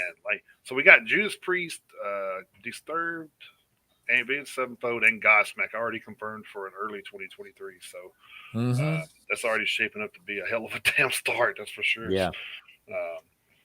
Then 1,000 musicians united on My Hero in honor of Taylor Hawkins. That's actually pretty cool. Holy shit! Oh my god, that's incredible. Okay, we don't usually. I mean, we've never done this before, but I got to throw this up there for you guys. We just got the numbers for last week's show from the boss here. Yeah, that's just how many people checked out last week's episode. So you guys, and that's all because of you guys.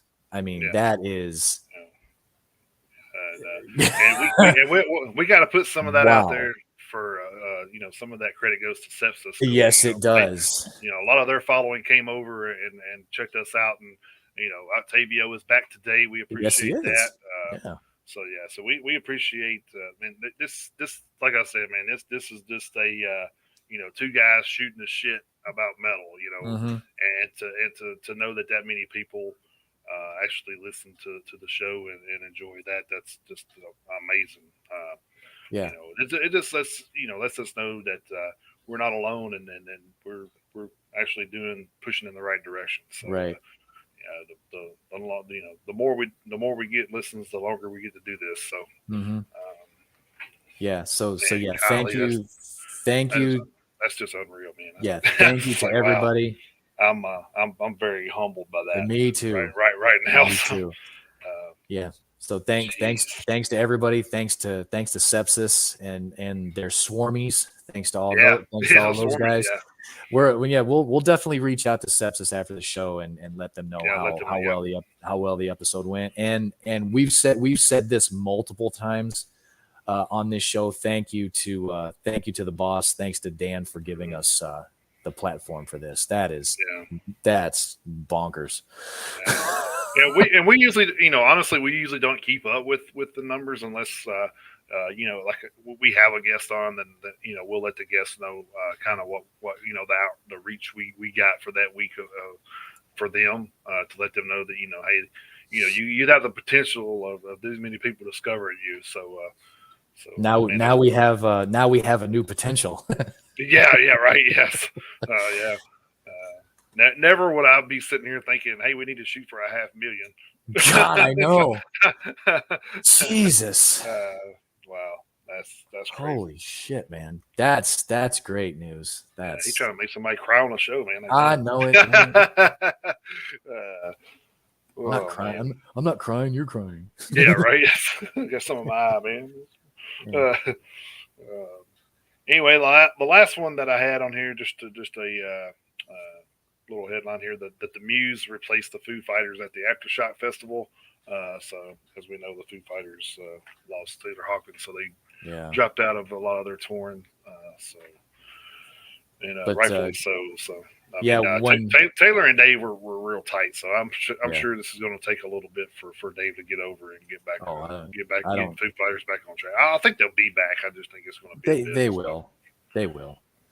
And for my 2 cents, that's a downgrade if you ask me. Well, yeah, but it is what it is. So Yeah. we don't control that. So No, we don't. but they got a big following. So I mean, I guess that's kind of what I they yeah, look at. So I know. Yeah. Yep, that's true. I mean, I mean, your daughter's a prime example of we went to the Megadeth Lamaga show, but she's a big My Chemical Romance, right? Oh So yeah. Yeah. so Yeah, she she loves My Chemical Romance. She likes Black Veil Brides, and she's she likes a lot of pop punk bands, but I mean, that's fine. But then again, she like you say, she went to the Megadeth show. She absolutely loved that. I asked her if she wanted to go to the Testament concert with us. She was like, "Oh yeah." So yeah. so yeah, she's she's she's got a little bit of the she's actually got a kind of a broader spectrum of music she listens to than I do. But Yeah, exactly. That's what I'm saying. Like we're not all, you know, all metalheads aren't as one dimensional as we are. So oh, absolutely, that's definitely true. so I am trying to find where I went through the history here. I got my last week's notes mixed up with my this week's notes now. Oh no. Sorry, guys. That threw me off. Honestly, it's like wow. It really did. I mean, I was. If you would have told me to guess that number, I would have missed it probably by at least 150,000. Oh yeah, no doubt. At least. Man. I actually keep looking at the number here in the chat. I actually keep looking at it. Craziness. Oh man, where did it go? That was last week. Well, do you excuse me? Do you want me to go through the album releases while you're getting all squared away there? Well, I mean, I found part of it, but I was like, I didn't like do anything. So I'm wondering if it actually even printed.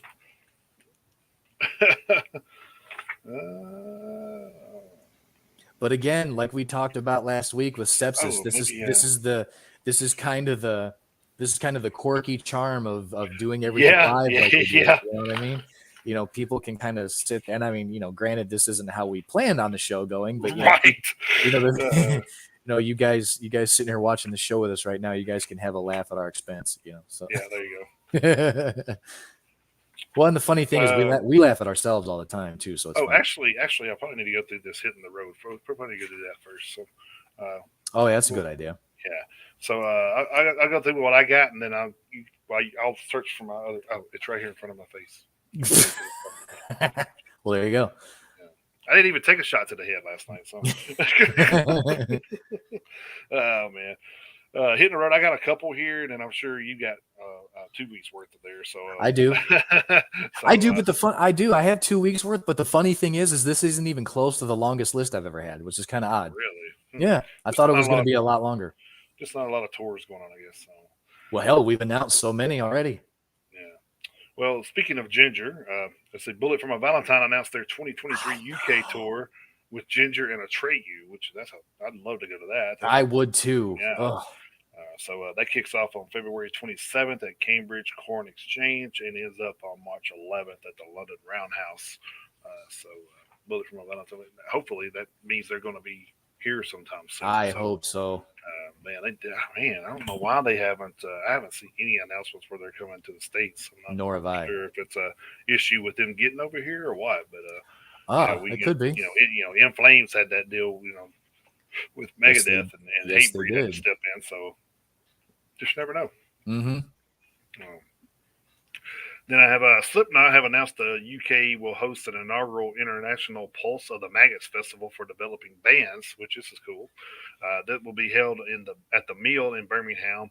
It's in England. No, right. not Alabama. Unfortunately, it's not Alabama. Yeah. Yeah.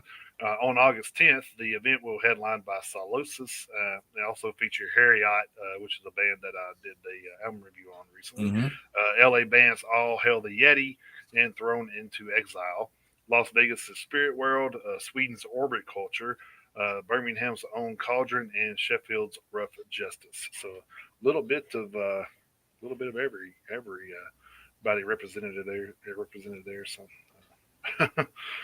sounds like it'd be a pretty good show too. So. Yeah. I think August 10th was it's just a 1 day little deal. Uh, so Fozzy announced the fall run with no resolve in GFM opening for them. That kicks off September 8th in Columbus, Ohio at the King of Clubs and ends October 10th in Virginia Beach, Virginia at Elevation 27. So no Nashville dates for that. I think they were closest they were coming was Kentucky, Lexington, Kentucky. I think it was. So LA Guns, if you're an old school hair metal band, have announced their a 40-date U.S. tour for spring, summer, and winter.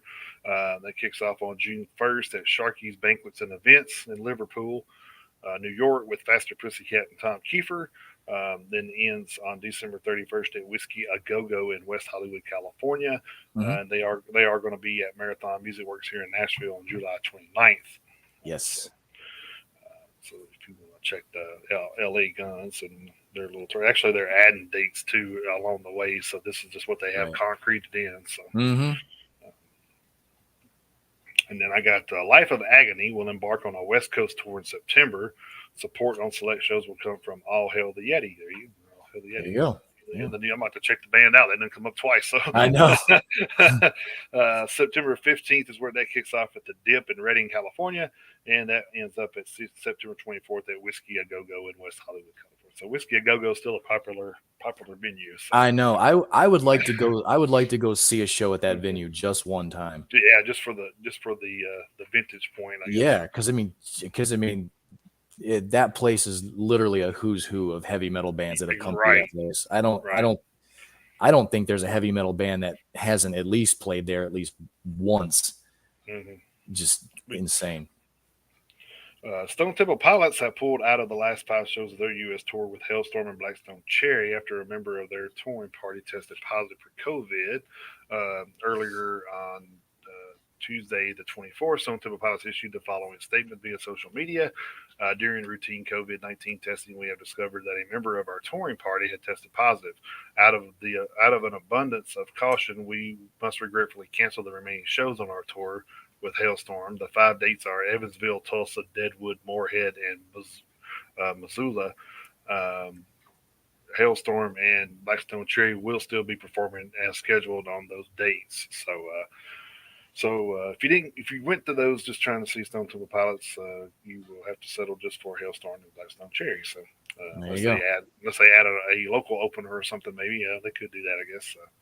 True. All right. Then we got Darkest Hour. They announced a European Deliver Us anniversary tour with Toxic Holocaust. Actually, this is the Toxic Holocaust dates. They got two or three different openers. So. Toxic Holocaust dates will be June 30th in San Francisco, California at Bottom of the Hill.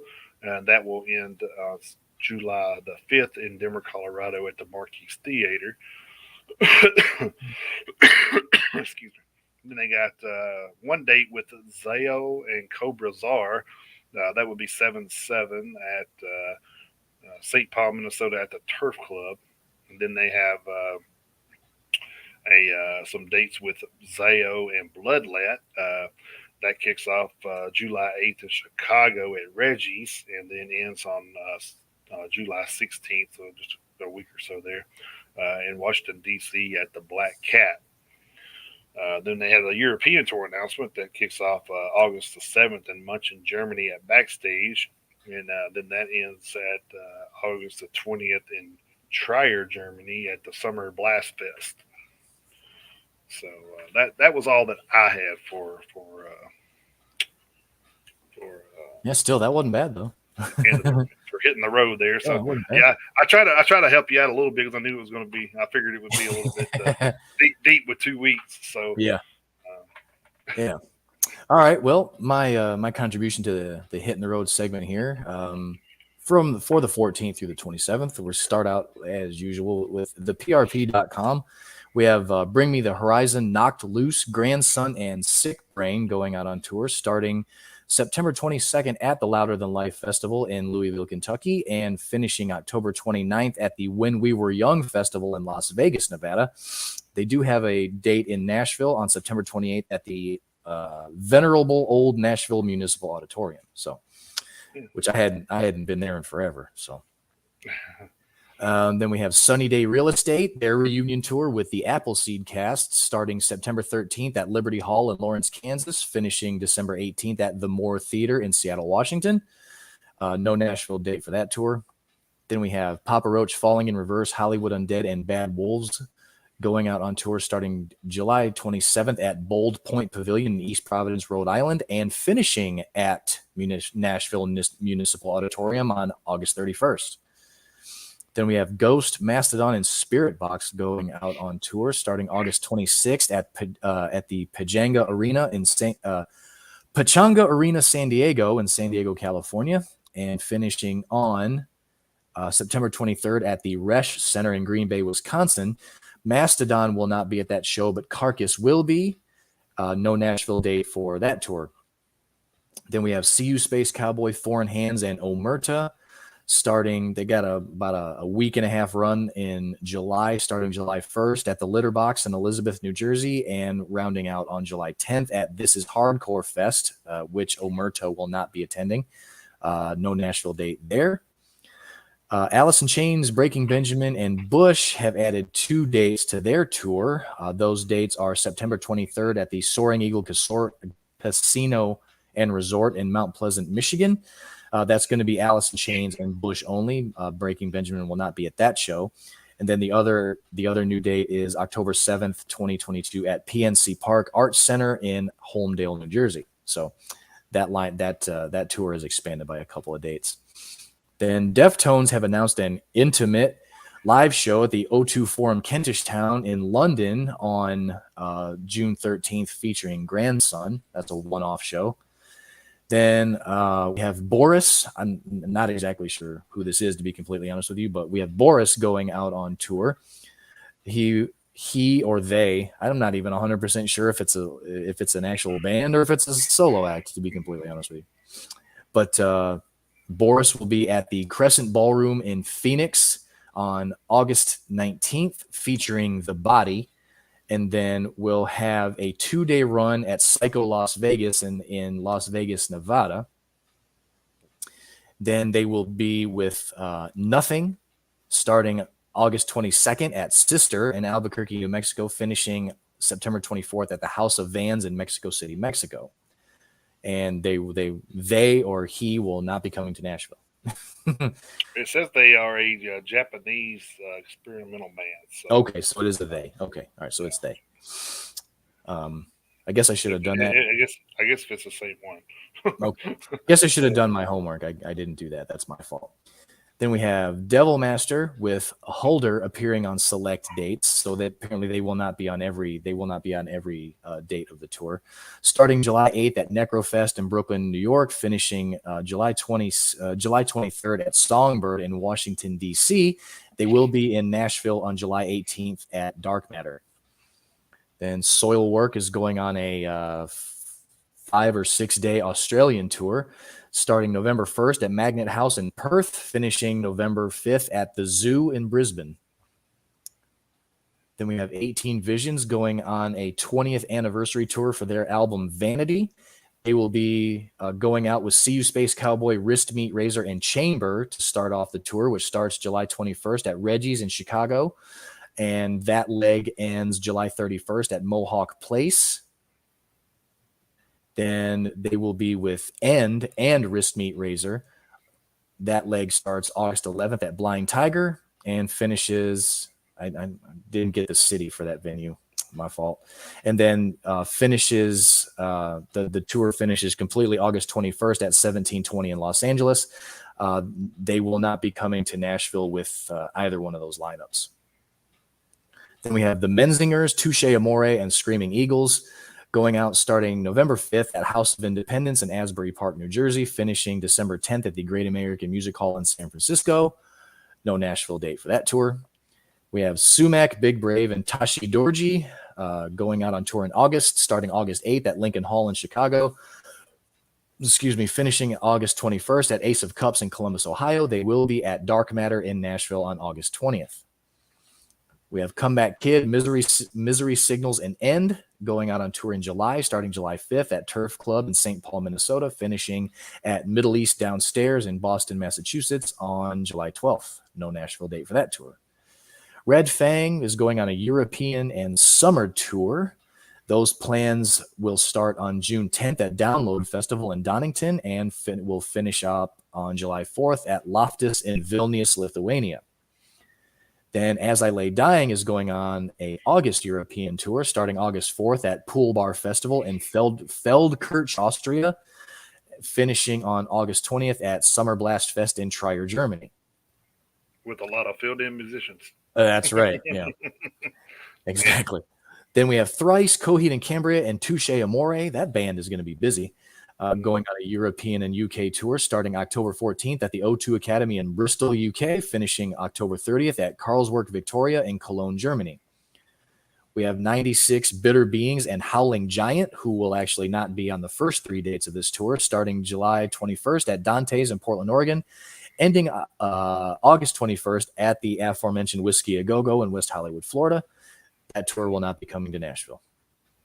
Integrity is going on a fall European tour starting September 22nd at Lucky's Luke in Trier, Germany, finishing October 12th at Barrowegg in Rotterdam, Netherlands. Weed Eater has postponed their current tour due to multiple positive COVID-19 tests, but they have announced a July tour with Telekinetic Yeti and Witch Pit, which starts July 2nd at Tribbles in Piedmont, South Carolina, and finishes on July 17th at the Hideaway in Johnson City, Tennessee. There is no Nashville date, but there is another Tennessee date, which will be July 4th at High Tone in Memphis. So there are a couple of Tennessee dates for that tour. Well, tell Weed Eater this ain't cutting it. That's right. 467,000 viewers of dad jokes. Born of Osiris is going on a tour in July, starting July 8th at Underbelly in Jacksonville, Florida, finishing July 17th at Pyramid Scheme in Grand Rapids, Michigan. There is no Nashville date, but they will be in Knoxville at Open Chord Stage on July 13th. Then we have Alex is on Fire with Metz, Elliott, and The Fall of Troy kind of alternating as opening acts on select dates throughout the tour, starting May 27th, which was yesterday. So that tour started last night at White Oak Music Hall in Houston, Texas, and will finish on October 9th at the House of Blues in Anaheim, which will feature The Fall of Troy. No Nashville date for that tour. Then we're going to move over to blabbermouth.net. We have Jordan Rudess of Dream Theater fame going on a summer solo tour starting June 7th at Triple Door in Seattle, Washington, and will finish on August 6th at the Broward Center for the Performing Arts in Fort Lauderdale, Florida. He will be at City Winery in Nashville on August 3rd. And then finishing up with a few over at metalinjection.net, we have Archspire going to Latin America for their first time ever, starting July 3rd in León, Mexico, finishing September 18th in San Jose, Costa Rica. Then we have Gairea going on their first ever Latin American tour, starting November 15th in Recife, Brazil, and then finishing at the Mexico Black Metal Chaos Fest in Mexico City, which will run from December 2nd through December 4th. Overkill has canceled their upcoming UK and Ireland tour due to quote-unquote unforeseen circumstances, but they hope to reschedule for 2023. And last but not least, we have Self God and Yatra going out on tour starting May 26th. So that tour started 2 nights ago at Subalpine Society and finishes on June 5th at Arlene's Grocery in New York, New York. No Nashville date there. All right, then. So yeah, they'll be headlining the produce section. So get your bread, milk, and metal. Yep. There you go. So that is that's the hit in the road segment for the past 2 weeks. Use your grocery points to. That's right. Get discount tickets. Oh yeah, man. It actually would be kind of cool. Yeah, it actually would. I'd be up for that. All right, so I guess we'll go back to our notable moments in history here. I do have a pretty good list since it was 2 weeks worth.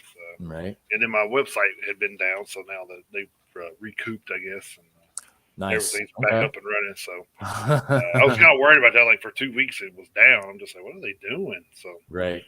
So I guess they were doing some restructuring over there. So Okay, I got you. So anyway, this will be for 2 weeks. So it was from what was it, 16th, 17th? I don't remember, but I think it was the 16th. Through today, May 16th, 1984, Ozzy Osbourne was arrested in Memphis, Tennessee for staggering drunk down Beale Street, which, hell, I thought everybody did that. I was just about to say, that's normal for Beale Street. Yeah, Osbourne was released from the Memphis jail 5 hours later after drying out, and he was not required to return for a court appearance. He continued on with the tour in support of 1983's Bark at the Moon. Which I just included that story just because it was kind of local to us. So I thought it was kind of funny, like they said, staggering down Beale Street. It was like, hell, Beale Street's full of drunk people. So if you ever been to Beale Street, you would definitely know and know what we're talking about. So yeah, and the funny thing about that story, other than the fact that he got arrested for being drunk in Memphis on Beale Street, which like you said, that's basically everybody. The cool thing about that for me as a hockey fan is in his mugshot when he got arrested in Memphis, he's wearing this St. Louis Blues shirt. Yeah. And I'm like, does he? I always wondered if he had for one, where the hell did he get the shirt? And two, if he even knew what the hell was even on it. Yeah. It was probably from he was probably naked. You know how he was back then. That's true. That probably came from the lost and found of the police station. Yeah. Throw this on for your motion. You can't take it naked. Let me see. Hold on. Let me see if I can find that picture. Hang on a second. But yeah, go ahead. Yeah. May 16th, 2010, Ronnie James Dio, singer with Elf, Rainbow, Black Sabbath, and his own band Dio, died after a 6-month battle with stomach cancer. He was 67 years old.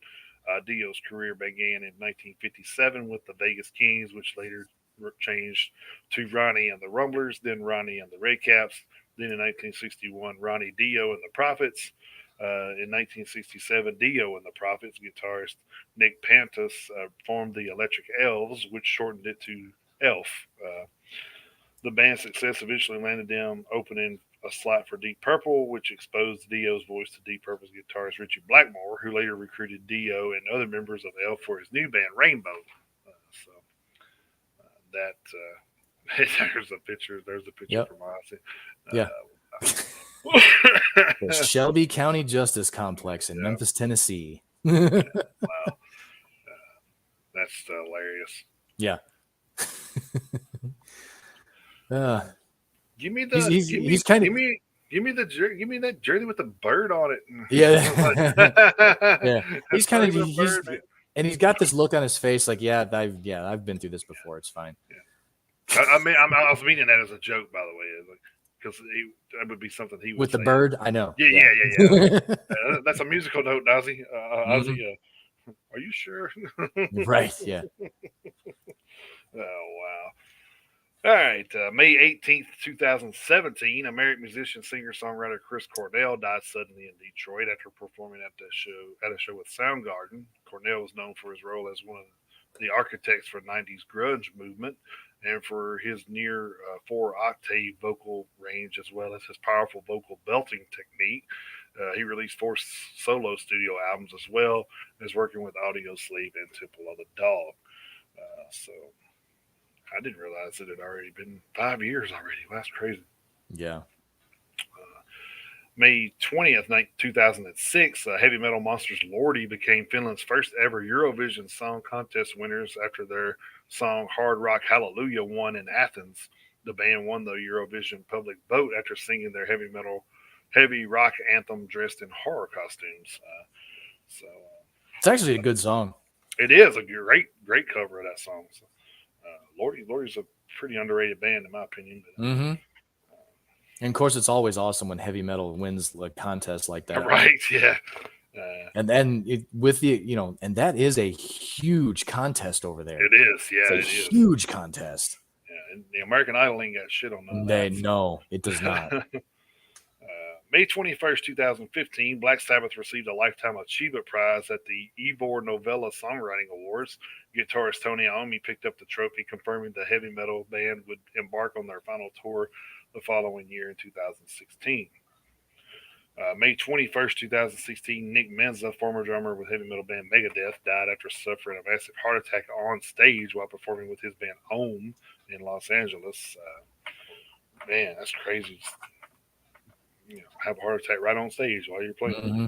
Well, I mean, that happened to Faulkner, Richie Faulkner. So actually, his exploded, which was even more miracle that he's even here with us. So right. May 22nd, 2009. This one's kind of not really metal, but more hard rockish. But I just thought the whole story was bizarre, so I had to include it. So White Stripes drummer Meg White married Jackson Smith at her ex-husband and bandmate Jack White's Nashville home. Jack and Meg White were married for 4 years and divorced in 2000. The event was part of a double wedding, which also saw Jack Lawrence and Joe McCauley marry. Lawrence plays bass in Jack White's other musical projects, The Raconteurs and The Dead Weather. So, that's some Stevie Nicks shit right there. Yeah, it kind of is. like I'm gonna marry my new husband at my ex-husband's house. Yeah, wow, that's. I thought that was just too bizarre. It is actually, yeah. It's just like, I wonder how long it took Lindsey Buckingham to realize, the song was about him that Stevie Nicks wrote that time. So, oh God, I had no telling. Yeah. Wait a minute, bitch! That song's about me. Oh man. Yeah. I don't think she ever kept it like a secret though. I think she threw it out out there, hey, this is what it's about. And I made him play it. So no, I don't. Yeah, I don't think there was anything clandestine about it. Stevie was ruthless, man. Mm-hmm. May 24th, 2010, Paul Gray, the bassist with U.S. Metal band Slipknot, was found dead in a hotel in Des Moines, Iowa. The body of the 38-year-old musician was found by an employee at the hotel in the suburb city. Police said foul play was not suspected, but an autopsy would be carried out. The 9 members of Slipknot wore masks in public and referred to other bandmates by numbers. Gray was number 2. So very, very short-lived, or very gone too soon, I guess I should say, for Paul Gray as well. So Slipknot suffered a lot of blows over the years. So. Yeah, a little bit. May 26, 2002, the first episode of At Home with the Osbournes was shown on MTV in the UK, already becoming a hit in the US. The show focused on the madman and his wife, Sharon, and 2 of their 3 children, oblivious to the camera. They bicker, squabble, curse, and hang out backstage at Ozzy shows. Excuse me. I think one of my most memorable episodes of that was when the dog shit on the carpet. That's right. Yeah. Well, that and the one where when the fucking phone started ringing, and he was like, "Where the hell is that coming from?" Oh man! But I just remember holding the dog out in front of him and was like, "Sharon, the dog shit." Like, well, take him outside, Ozzy. Like, what the fuck are you doing? Walking around with it. Oh man. Yeah. Ozzy gave us some great stories over the years. Yes, he has. Yes, he has. You don't call him the wild man for nothing. So. May 26, 2021, police in the U.S. state of New Hampshire issued an active arrest warrant for singer Marilyn Manson in connection with assault charges. Manson was accused of 2 counts of Class A misdemeanor simple assault involving a videographer during a concert in Guilford in 2019. In a statement, the police said the singer and his agents had been aware of the warrant for some time, but he had made no effort to return to answer the charges, the police said. So I think that may have been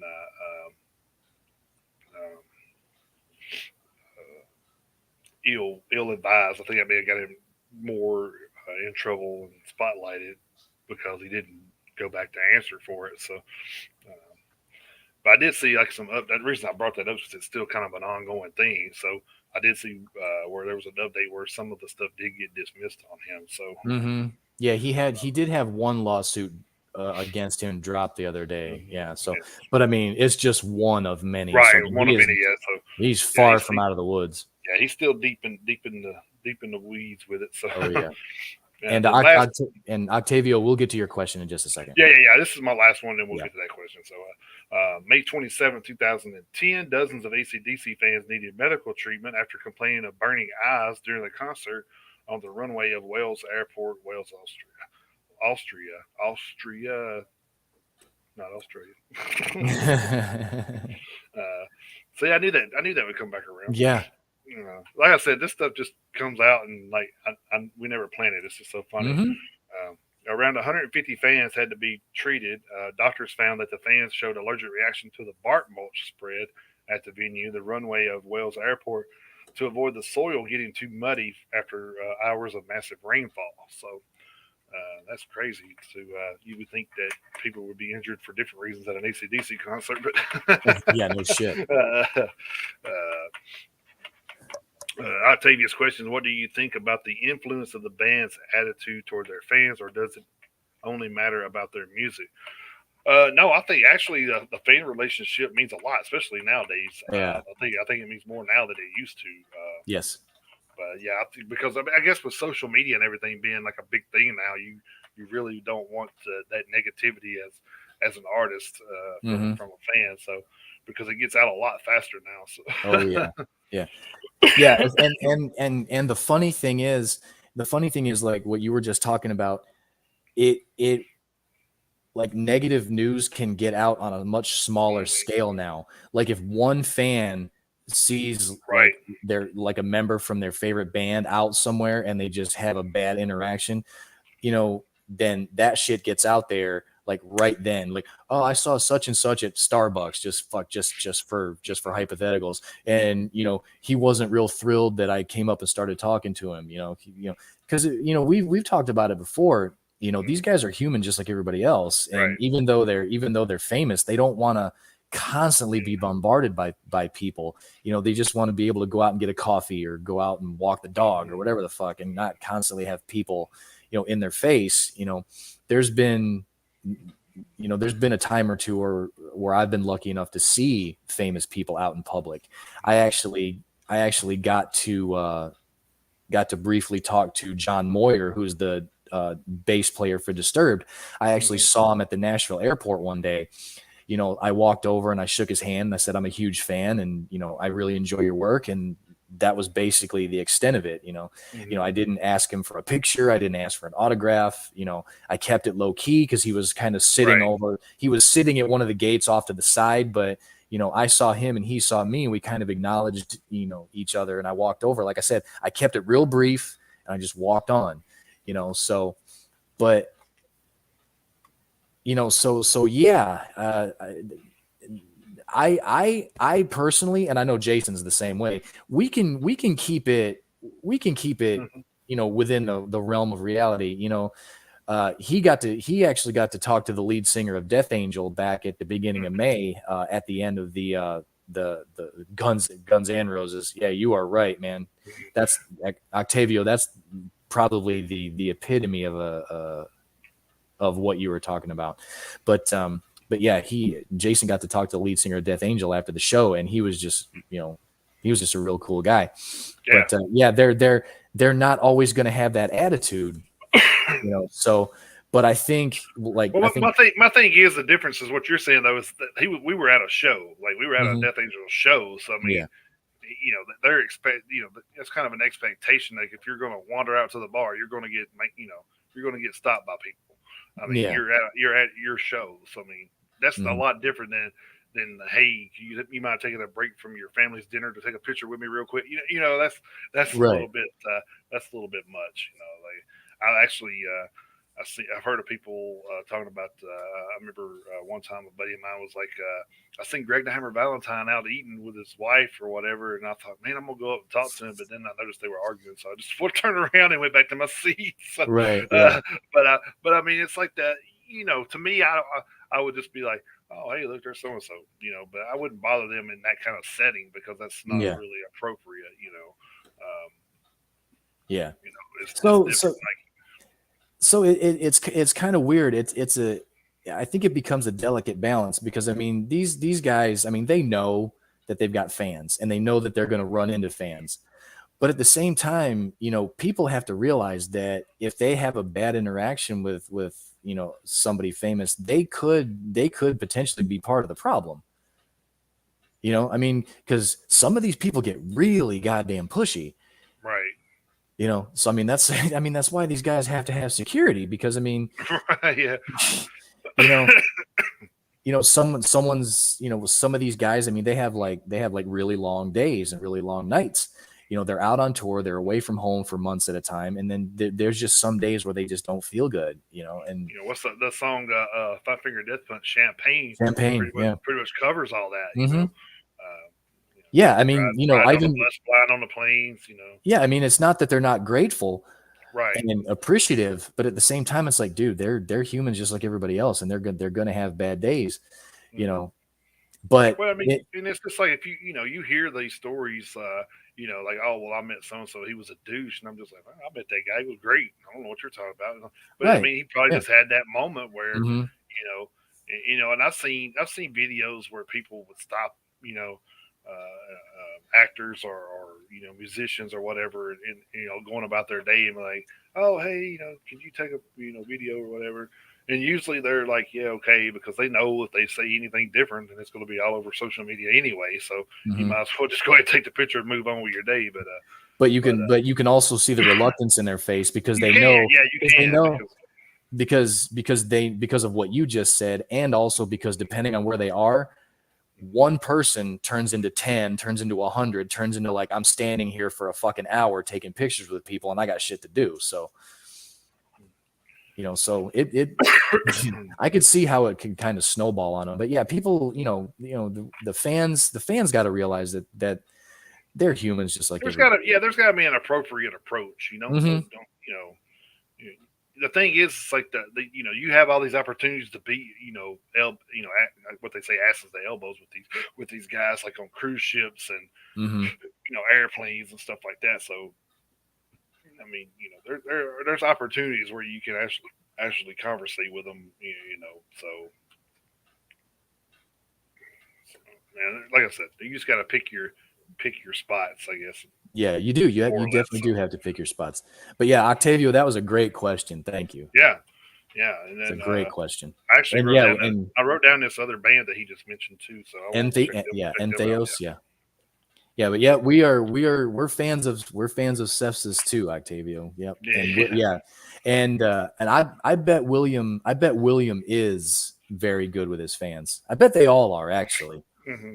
I hope at some point we actually get a chance to meet them, because last week when we had them on the show, we just got to talk to half the band. We didn't even get to Right. talk to the other guys. We got to talk to, Melissa, Mr. Goodbars, and William. So I hope at some point they're able to, make it down this way, make it out of the Northeast, and maybe we can go see a show and kind of meet the rest of those guys. Cause yeah, they were very gracious. Mhm. Yeah, I think that Guns N' Roses. He was bringing up Guns N' Roses. I think that's a prime example of I think people were in the beginning were like, oh well, Guns N' Roses is always late, or like they have a history of being late to shows and stuff. So I think at this point it's just part of their act now that you know they just come out late because that's Well, what didn't well everybody expects. So it's kind of like, well uh, didn't they headline one of the festivals you went to and then they were late for yeah, their set? What's crazy was I don't even know if it was them because there, excuse me, there was helicopters and stuff flying around, and then I guess there was it was like real like windy and dusty there, so I'm not sure Hmm. if they was like messing up the cameras because they were like switching positions and stuff. With a Oh, helicopter, they okay. usually find their position and sit still till they come out, and then they kept circling, and then finally they stopped, and then like when the helicopter stopped, I noticed about 15, 20 minutes after that, Guns N' Roses came out. So I don't know if that had anything to do with it, but Possibility. Guns N' Roses are a band that notorious for being late. So, Mm-hmm. and like I said, I think they just use that as part of their thing now. It's just They probably do. Yeah, and they probably do, yeah, because probably. people are like, oh, they're always late. They say, oh, well, we're just going to always be late then. Screw it. Yeah. But I guess when you're Guns N' Roses or something like that, it doesn't matter. But yeah, Octavia, you just made another good point though. The more fans, the more difficulties it can be involved. Right. That's a good point. The bigger you get, the bigger you get, the bigger fan base you got. The more difficult it's going to be to avoid anybody. So right, yes, you can't. I see where like Jason Momoa was just showing up somewhere, and he actually went over and took pictures with fans and stuff. Which everybody isn't that. So happy-go-lucky, so it's like you may get that out of my damn face kind of thing. So yeah. All right, so gonna move over to the historical album releases this week in metal history. As always, brought to you guys by This Day in Metal at over on Twitter and Dr. Feelgood and Ms. Hyde on Facebook. Go check out those guys at their respective platforms. Leading off, we've got May 14th, 2007, Scorpions released their 16th studio album, Humanity Hour 1. May 14th, 1996, Def Leppard releases their 6th studio album, Slang, which peaked at number 14 on the Billboard 200, and Prong releases their 5th studio album, Rude Awakening, which debuted at number 107 on the Billboard 200. May 14th, 1991, Primus releases their 2nd studio album, Sailing the Seas of Cheese. Gotta love Primus. Yeah. Moving ahead to the 15th, May 15th, 1981, Samson releases their 3rd studio album, Shock Tactics. May 15th, 1999, Merciful Fate releases their 7th studio album, 9. May 15th, 2020, Firewind releases their 2nd studio album, Disturbing the... I read one line ahead. Firewind releases their self-titled debut studio album. And then May 15th, 1985, Alcatraz releases their 2nd studio album, Disturbing the Peace, which peaked at number 145 on the Billboard 200. Then jumping ahead a couple of days to the 17th, May 17th, 2003, the Black Dahlia Murder releases their debut album, Unhallowed. May 17th, 2000, Tankard releases their 9th studio album, Kings of Beer. That's going to be a theme for Tankard. Yeah, exactly. May 17th, 2010, Pain of Salvation releases their 7th studio album. Why I don't have the name of the album is beyond me. It may have been a self-titled studio album. May 17th, 2013, Battle Beast releases their self-titled 2nd studio album, which peaked at number 5 on the Finnish albums chart. May 17th, 2019, Crazy Licks releases their 6th studio album, Forever Wild. May 17th, 2011, Warrant releases their 8th studio album, Rockaholic. May 17th, 2005, System of a Down releases their 4th studio album, Mesmerize, which debuted at number 1 on the Billboard 200. Moving ahead to the 18th, May 18th, 2007, UDO releases Master Cuter. May 18th, 2018, At the Gates releases their 6th studio album, To Drink from the Night Itself. And Five Finger Death Punch releases their 7th studio album, And Justice for None. May 18th, 2012, Sonata Arctica releases their 7th studio album, Stones Grow Her Name, and Hardline releases their 4th studio album, Danger Zone. May 18th, 1999, Suicidal Tendencies releases their 9th studio album, Freedom. That's Freedumb. And May 18th, 2011, Unleashed the Archers released their 2nd studio album, Demons of the Astro Waste. Moving ahead to the 19th, May 19th, 2003, Secret Sphere releases their 3rd studio album, Scent of Human Desire. May 19th, 1998, Vixen releases their 3rd studio album, Tangerine. And May 19th, 2017, Papa Roach releases their 9th studio album, Crooked Teeth, which debuted at number 20 on the Billboard 200 and number 1 on the Billboard Top Hard Rock Albums chart. Moving ahead to the 20th, May 20th, 2011, Hammerfall releases their 8th studio album, Infected. May 20th, 2005, Crash Diet releases their debut studio album, Rest in Sleaze, which debuted at number 12 on the Swedish albums chart. May 20th, 1997, Slaughter releases their 4th studio album, Revolution. May 20th, 2016, Flotsam and Jetsam releases their self-titled 12th studio album. May 20th, 2009, Marilyn Manson releases his 7th studio album, The High End of Low, which debuted at number 4 on the Billboard 200. Moving ahead to the 21st, May 21st, 2012, Firewind releases their 7th studio album, Few Against Many. May 21st, 1997, Axel Rudy Pell releases his 6th studio album, Magic, and Camelot releases their 2nd studio album, Dominion. May 21st, 2010, Sabaton releases their 5th studio album, Coat of Arms, and Masterplan releases their 4th studio album, Time to Be King. May 21st, 1996, Scorpions release their 13th studio album, Pure Instinct, and Great White releases their 8th studio album, Let It Rock. May 21st, 2002, Killswitch Engage releases their 2nd studio album, Alive or Just Breathing, and Poison releases their 6th studio album, Hollyweird, which debuted at number 103 on the Billboard 200 and number 8 on the Independent Albums chart. May 21st, 2013, Airborne releases their 3rd studio album, Black Dog Barking. And May 21st, 2007, Devin Townsend releases his 10th studio album, Ziltoy the Omniscient. Devin Townsend is goofy. Yeah. Not as goofy as Promise, but not as good. Well, yeah, he's up there. Moving ahead to the 22nd, May 22nd, 2000, Hypocrisy releases Into the Abyss. May 22nd, 2007, Carnal Forge releases Testify for My Victims. May 22nd, 2009, Extrema releases their 5th studio album, Pound for Pound, and Mystic Prophecy releases their 6th studio album, Fire Angel, which debuted at number 77 on the German charts. Moving ahead to the 23rd, May 23rd, 2006, House of Lords released their 5th studio album, World Upside Down. May 23rd, 2008, Cataclysm releases their 9th studio album, Prevail. And May 23rd, 1995, Crowbar releases Time Heals Nothing. Moving ahead to the 24th, May 24th, 2004, Leaves Eyes released their debut studio album, Lovelorn. Xandria releases their 2nd studio album, Ravenheart. And Annihilator releases their 10th studio album, All For You.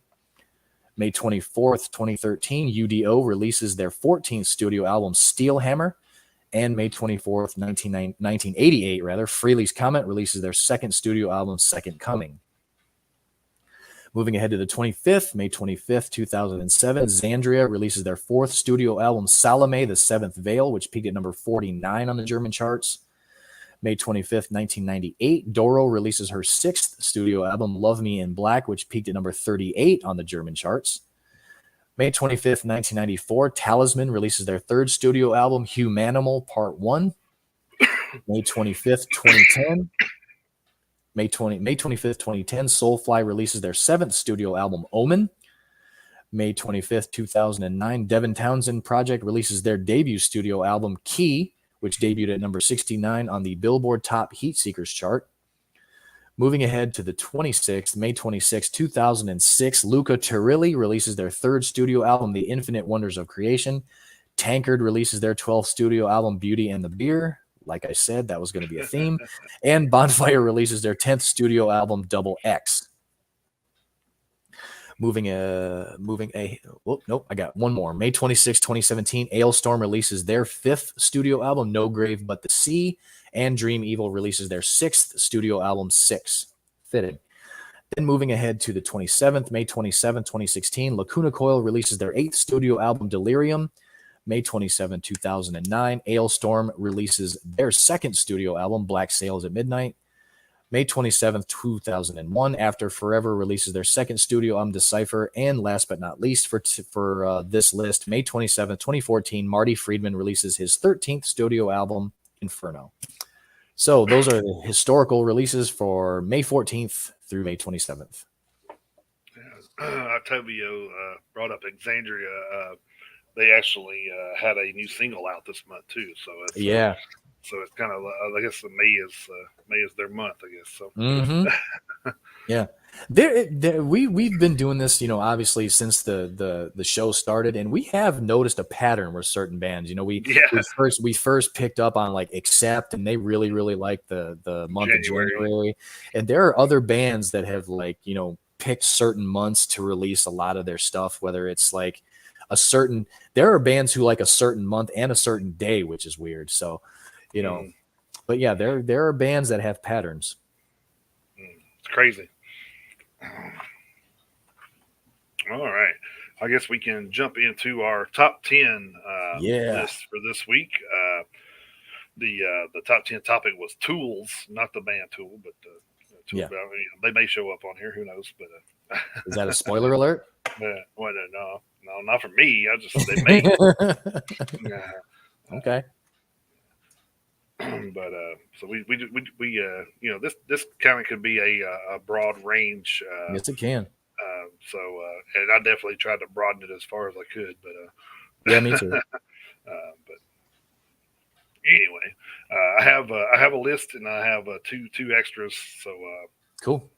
I always throw those on there as well. Like I said, we'll probably co do this again. So I'm sure. So oh yeah. But anyway, so the first one I picked was Hammerfall by Any Means Necessary from No Sacrifice, No Victory 2009. Of course, Hammerfall from the band side of things, not the song side of things. So I did have a pattern here, so here and there. So well, so, I kind of did too. I was trying to avoid it, but it's kind of hard. It was kind of hard. But yeah, but when there's songs that you really like that have the same word in it, that's like, what are you going to do? Second one I had was Kubla Khan, The Hammer. That was from Nomad 2017. Wow, Kubla Khan. Awesome. Yeah, then I had Machine Head, 10-Ton Hammer from The More Things Change 1997.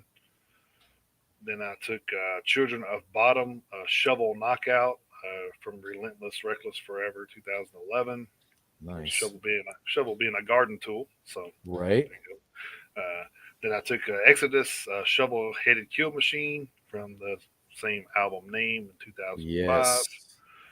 And then I took went back a little bit on this one, but took Jackal Screwdriver from the nice Best in Show from 2012. Then sticking with that kind of same song relativity, I guess there. But Wednesday 13, I took Screwdriver 2, The Return from Philip's Revenge. Philip's Revenge. Yeah, Necrophase Antidote 2021. Then I took Pantera, Will Grind That Axe for a Long Time, Reinventing the Steel 2000. And then, of course, keeping with that same topic, I took Gojira the Axe from L'Enfant Sauvage from 2012. And then last but not least, I took Motionless in White, The Ladder from Graveyard Shift 2017. And then my two fill-ins were Orbit Culture Saw from Refog 2018 and Nail Bomb, which I took the nail part of that from Wasting Away in 2000, Point Blank 94. So there we go. Nice. That was the 12 that I came up with there. So yeah. Nice. All right. Well, we had two doubles, so it's a good thing we had a couple of couple extra ones. Yeah, and I actually have one extra too. So we'll be all right. So here's mine, and again, I tried to stay away from too much repetition, but it is what it is. Leading off, I also had 10-Ton Hammer by Machine Head off of The More Things Change from 1997. Then I had Hammer of Justice by Hammerfall off of Chapter 5, Unbent, Unbowed, and Unbroken from 2005. It literally could have literally just been nothing but Hammerfall and songs by Hammer King. Could have been. Yeah, That's the thing, though. Hammer King, Hammerfall, bands like that, they're from Sweden, and they're real big on the Norse gods and stuff like that. So that symbolism is in their shit all over the place. I mean, yeah, they had Thor and the Hammer. So. Oh yeah. So, and then surprisingly enough, I went with Hammer Smashed Face by Cannibal Corpse off of Tomb of the Mutilated from 1992. That's actually the second time I've actually used this song on the top 10 list. I actually like it that much. Then I had Descending Blade by Warbringer off of Woe to the Vanquished from 2017. Then I also went with Will Grind That Axe for a Long Time by Pantera from Reinventing the Steel from 2000. Then I went off on a slight tangent here. I went with 99 Ways to Die by Megadeth off of Hidden Treasures from 1995. You ever heard of Tool and Die Makers? So that's kind of where I went with that. So it fits, but I'll admit it may have been kind of a loophole. But then the next one I went with Vices by Slayer off of Repentless from 2015. Then here's the one that may be a little bit of a surprise, especially since we've talked about this band before and how we're not huge fans. But I went with the song Sober by Tool off of Undertow from 1993. Not really a Tool fan, but for some reason I've always liked that song. So, there are exceptions to every rule. There's a couple of Tool songs I can deal with. So. Yeah. Then I went with A Perfect Day to Die by Onslaught off of Generation Antichrist from 2020. And last but not least, I went with Heavy Metal Never Dies by Iron Savior off of The Landing from 2011. And then my extra was The Axe Shall Fall by Devil Driver. So that was my 11. And like I said, you and I'll get the playlist compiled and I'll send you the collaboration link. And what I'm going to do is I think, and I'm going to run this idea by you while we're live here on the air. You're going to put me on the spot. Okay. Yeah. I thought about this like the other day, and I'm thinking about putting the collaboration link up in the Facebook group. That way, if anybody wants to throw some songs on the playlist in fitting with this theme, just kind of expand it beyond you and I. So I don't know. Yeah. So that way, anyone who's listening who is actually in the Metalheads Unite Facebook group can add any songs in keeping with this week's theme. Just kind of see how it goes. Just kind of give it a trial run. I'm down with it. Yeah. Yeah. So in addition to Jason and I putting together, our contributions to the top 10 list for this week's theme, we'll throw the link up there to the Spotify playlist for anybody who's a part of the Metalheads Unite Facebook group, and see if we can't get that thing expanded a little bit and kind of see how it goes. Maybe a little bit more interaction with you guys. So if you're members of the Facebook group, well, that'll be up there for you guys. So anybody who may want to make any contributions, come on over to the Facebook group. Octavio was saying the Guitar Hero is disappearing now. It's the Hero chords, and I love it. Not real sure what he's. Yeah, could you be a little more specific with that, Octavio? Could you be a little more, Well, Octavio, if you look in the upper right-hand corner of the screen, up above Jason's head, right there, there's a little icon that he's pointing to right there. That is the thumbnail for the Metalheads Unite Facebook group that we have. We that kind of accompanies the podcast here. And during the week, we'll post news stories and new release music videos that come out. And we're pushing about 400 members now. And the members of the group, they can come and they can post their favorite music videos and stuff. I mean, guitar solos aren't that important anymore. It kind of depends. I see like when we do album reviews, I hear a lot of guitar solos coming back. So hopefully it's a thing that's kind of making a 360 return. I think so. Yeah.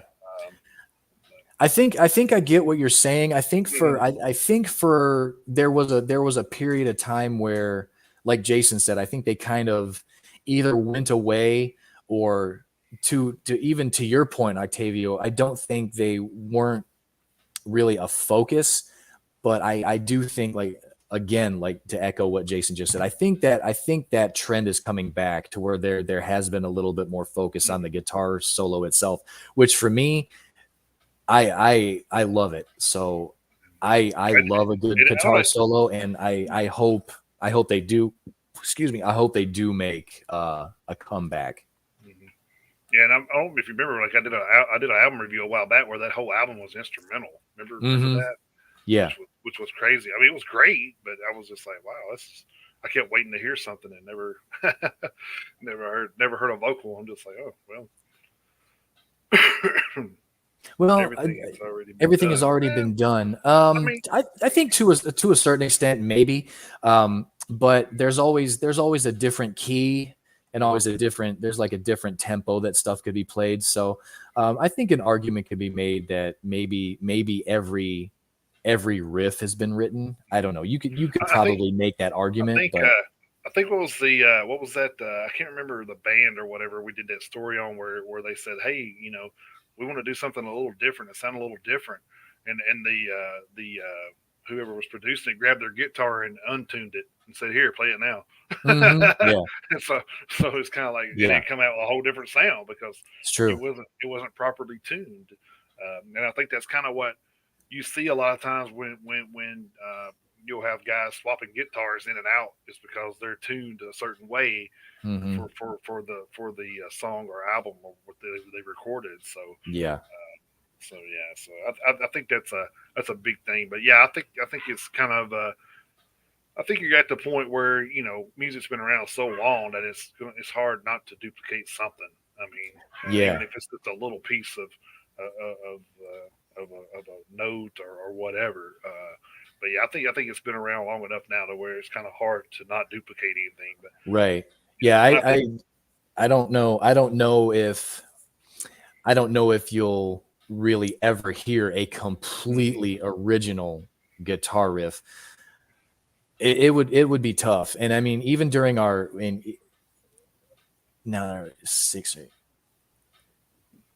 Yeah, there are a lot of 8-string true. guitars, so that does lend itself to a new sound. So there is that. But at the same time, you'll if you Octavio, if you start following the show with any regularity, I hope you do, because we would appreciate it. But you'll also hear that, like, during our album review segment, a lot of the times you know and we don't do it on purpose necessarily, but we kind of talk about, well, I was listening to such and such album and they had kind of this band influence and that band influence. So there really is, but again, when we talked to Sepsis last week, Sepsis has got probably tuning for sure. Octavia, you're right, but Sepsis has got one of the more original sounds that we've heard in a while, and we think it's a great thing because there's definitely always room for more. Mhm. More influence, more new blood into the genre, and we definitely like that too. But Well, I mean, I think that's why Linkin Park was so big, like when they Mhm. came out, because it was different. I mean, it didn't sound like anything you had heard before, Right. and it was mainly because they were having a good mix of rap and hard rock, heavy metal. I mean, Hmm. you had that great, and it clicked and it worked. Of Same course, with Corn. Yeah. yeah. I mean, it kind of fell off. They kind of fell off, into media land there after a while. Yeah, they did. But then I wish they would have kept their ground on their stance on their original Hmm. content, but in the original sound. But Yeah. people change their sounds off and on all the time. So like I said, they're in the band, and if they want to change their sound or something for an album, that's entirely up to them. I mean, Hmm.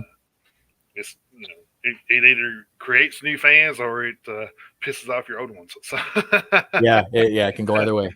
Yeah, and like you can just ask Metallica. yeah, uh, and you can ask Disturbed too, because yeah, we've yeah, talked about Disturbed on here plenty of times, how they kept getting kicked in the teeth for sounding the same. They took a little bit of a hiatus and came back with a album that was literally entitled Evolution, and people are like, "What the fuck is this? This is Disturbed." Make up your goddamn minds. So right. Yeah. Well, luckily, it seemed like from what David Draymond was saying, they're back to some of their hard hitting stuff. So, yeah, yeah. so, Yeah, my brother posted that article where David Draymond said it's 90% heavy as fuck. So mhm. Yeah. So welcome back, Disturbed. yeah, welcome back. Yeah, exactly. I did not think anything bad about the album though. I I didn't thought it either. was great. I mean, Yeah. it kind of the thing about David Draymond is he has that voice to where he can do those things like Sound of Silence and then come out and do the sickness and Mm-hmm. down with the sickness. So it's Right. kind of like he's got that vocal range to do those things, and why not take an album and showcase that? I don't have no hate for it. I mean, Right. just like Jesse Leach and Adam from Killswitch, they went out and did Times of Grace, and it's a whole different sound. It's Mm-hmm. sounds nothing like Killswitch. It's a more of a milder sound, and it focuses on Jesse's vocals more. So Right. nothing wrong with that. I mean, Yeah. And of these course, guys these guys have these guys have the range to do those things. You might as yeah. well showcase it. And of course, we all know, the Stone Sour Slipknot kind of thing going on. Even Mm-hmm. though, Right. even though there was, a brief period of time where like, the line got a little blurry, but Yeah.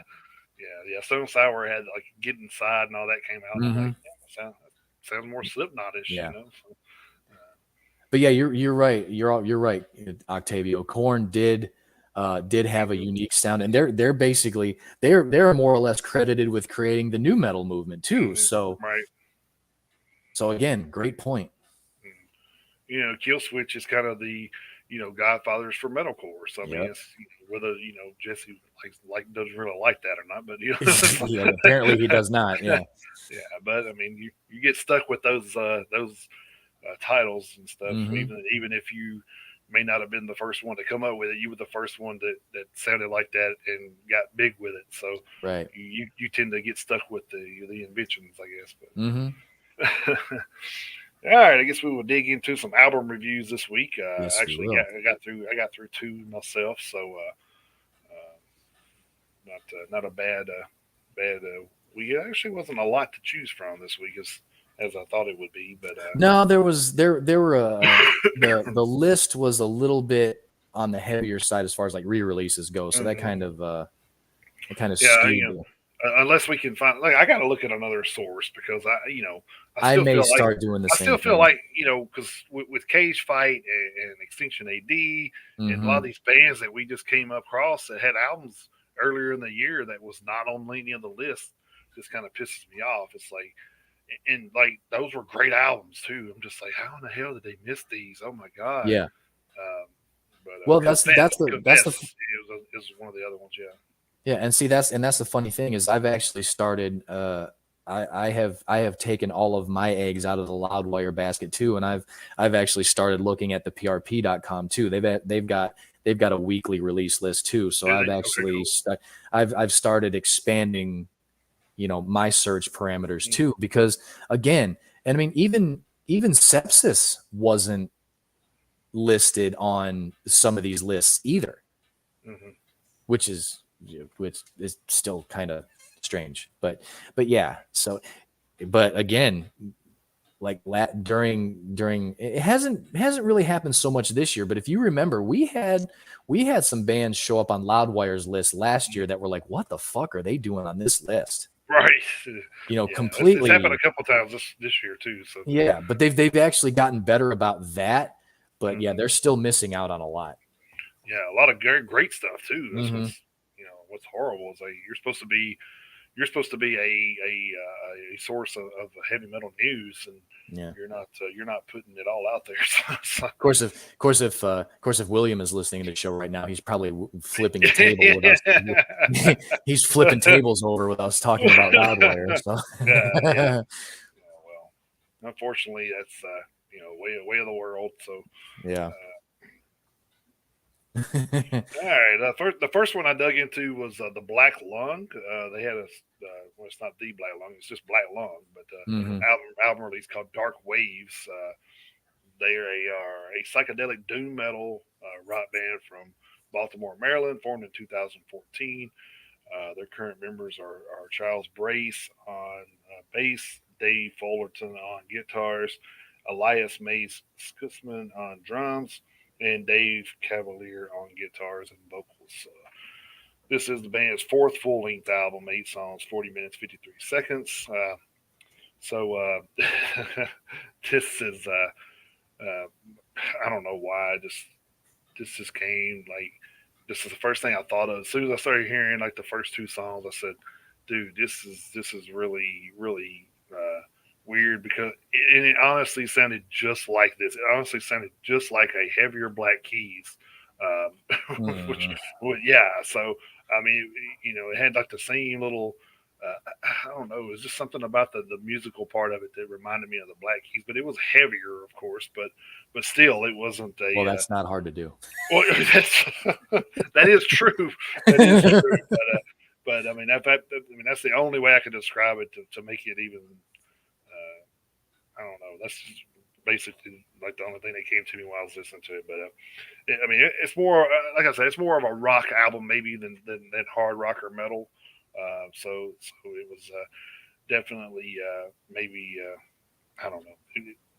It was so borderline, I guess that I couldn't say it shouldn't be on the list because it was so borderline, but definitely could have went either way. Right. But and of course, there was another one of those that the vocals sound like they were recorded in a giant trash can out in the alley while the bands were in the studio. So it's just like Yeah. I don't understand that concept of mixing, but Yeah. I'm not. Yeah, that's outside of my realm of expertise yeah, too. But I just like some of you. I mean, like you said, we just talked about this. How you want to showcase the vocalist a lot of times. So why not showcase him instead of making him sound like he's in a fucking can somewhere? I don't get hmm that. yeah, And this may have been better if the recording was a little more crisp. You know, the mix does have a lot of influence over the it way does. an album sounds. I mean, Saint Anger will always be the epitome of that. Yeah, yeah, It will always be the benchmark for how a mix can affect the quality of an album. Ugh. yeah. So I don't know. It's like with that being said, I'm probably just going to have to keep it right down the middle and give it 2.5 horns. Yeah. So. And then the second one I listened to was Hollow Front, The Price of Dreaming. Hollow Front is a metalcore band from Grand Rapids, Michigan, formed in Nice. 2016. Current members are Cody Davis on drums, Jordan Stewart on guitar, Tyler Dameron on bass, Dakota Alvarez on guitar, and Tyler Tate on vocals. This is the band's third full length album, 12 songs, 45 minutes, 30 seconds. So, definitely up my wheelhouse with metalcore. So, Hmm. I loved how like the first track of it was a little slower, and then they just built up into the traditional metalcore screams and cleans and musically and everything. It just kind of flowed really well from like getting you in and then boom hit you with the typical metalcore. But it was I did like that though. I like how it kind of like just pulls you in a little bit and then boom, hits you with the stuff. It's pretty cool. Yeah. But so it was very well done. I think even from like the sound and tracking, the way they like I said, just kind of bring it in slow and then move it up into your face and kind of stuck with it through the end. So I love a lot of metalcore. So this one will be no different. Probably going to go out and give it 4 horns. So Oh, nice. Very nice. definitely be one that may wind up in the top 10 conversation. So Cool. Very cool. All right. Well, I was only able to get through the one album. I listened to Antithesis by Black Void. Unfortunately, they weren't listed on Encyclopedia Metallum. The only information I was able to really gather about this band and their Facebook page is. Sorry guys, but your Facebook page is garbage as far as any information about you guys. Mhm. There was a lot of posts on your Facebook page, but as far as any info, garbage. Mhm. Yeah. So the information I was able to get came from nuclearblast.com because they are a nuclear blast band. This is apparently this is their debut album. They are from Norway. The band apparently consists of vocalist Lars R. Nedland, longtime member of Borknagar and Solfald. And let's see, who else is in the band? Tobias Solbach from Isan White Void and In Vain, and Jostein Thomason of Borknagar and Profane Burial. So it looks like they are just a trio. from Norway. This is their debut album. It is 9 tracks long. It is 38 minutes and 29 seconds, so it is a relatively quick listen. But I listened to it all the way through. I wasn't a fan. They are a they are a death.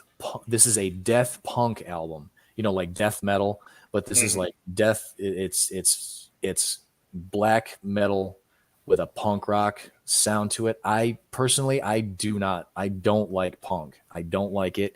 I think punk is boring. I think it's basic. I can't play it, so I'm not trying to shit on it. Like I can do it because I can't, but I'm also not trying. I think punk rock is boring. I don't think there's anything. Like I say, it's just basic, just boring ass chord, boring guitar riffs, the basic drum lines. So now this is a heavier version of it. It's got guttural vocals. So it's death punk. So I'm not a fan. I'm gonna give it 2 horns because of the heaviness. But other than that, I just really wasn't a fan. Basically every song, let's see, was it 9 songs? Yeah, nine of the 7 songs basically sounded exactly the same because of the punk influence of just, same guitar riffs. If there were any solos, duper basic. They were super short. The drum line didn't really seem to vary from one song to the next. There were a couple of songs on the album that did kind of gravitate briefly a little more towards the metalcore, where the vocals were a little cleaner. The guitar riff was a little more complex, but it was a pretty cookie cutter, boring album. So the only thing that's going to keep it from getting rated any lower for me is the actual fact that it was heavier than a normal punk album. But that's where I'm going to go with it. I'm going to go 2 horns out of 5 for that one. So, but unfortunately, that was the only one I was able to listen to this week. That's all I had time for. All right. Well, I just seen some updated news where Gene Simmons announced that Kiss are retiring out of self-respect and love for their fans. So that was the case. You'd have did it 2 retirement shows ago. And, yeah. Oh man. Not to knock Kiss. I mean, without Kiss, we wouldn't have a lot of bands. But that's true. That's true. But definitely, they are definitely out of touch with reality. Gene for sure, I think. If you haven't seen a lot of Gene and Paul's posts lately, oh man, yeah, Gene definitely is like way out there. So yeah. All right, so what we've got coming up for June 3rd, like I say, this is just Loudwire's list. I'm not going to read Loudwire and the PRP.com's list. You can check out the PRP.com and their list over at their website. They will have a lot of the same stuff, but they do have a few extra things. And if it keeps up, I may actually switch and use the PRP as my primary. I don't know yet. I haven't made that decision. But over at Loudwire for June 3rd, leading off, we have Astronoid with Radiant Bloom. We have Battle Lore with The Return of the Shadow. We had Bleed from Within with Shrine. Candlemass with Epicus Doomicus Metallicus. That's a vinyl re-release for them. We have Crowbot with Feel This. Guar with The New Dark Ages, which that'll probably be an interesting album just because it's Guar. We have Killswitch Engage live at the Palladium. Memphis Mayfire with Remade in Misery. The Oklahoma Kid with Tangerine Tragic. Origin with Chaosmos. Orphan Twin with Future Classic. And Temple of Void with Summoning the Slayer. Unfortunately, it's not Summoning Slayer, it's Summoning the Slayer. So somebody needs to summon them. Yeah, if somebody could please summon Slayer back, please make that happen. Somebody call Tom and say, rethink this, please. Yeah, please. Yeah, I'm sure. Yeah, I'm sure everybody else would be on board if someone just has to convince Tom. Yeah.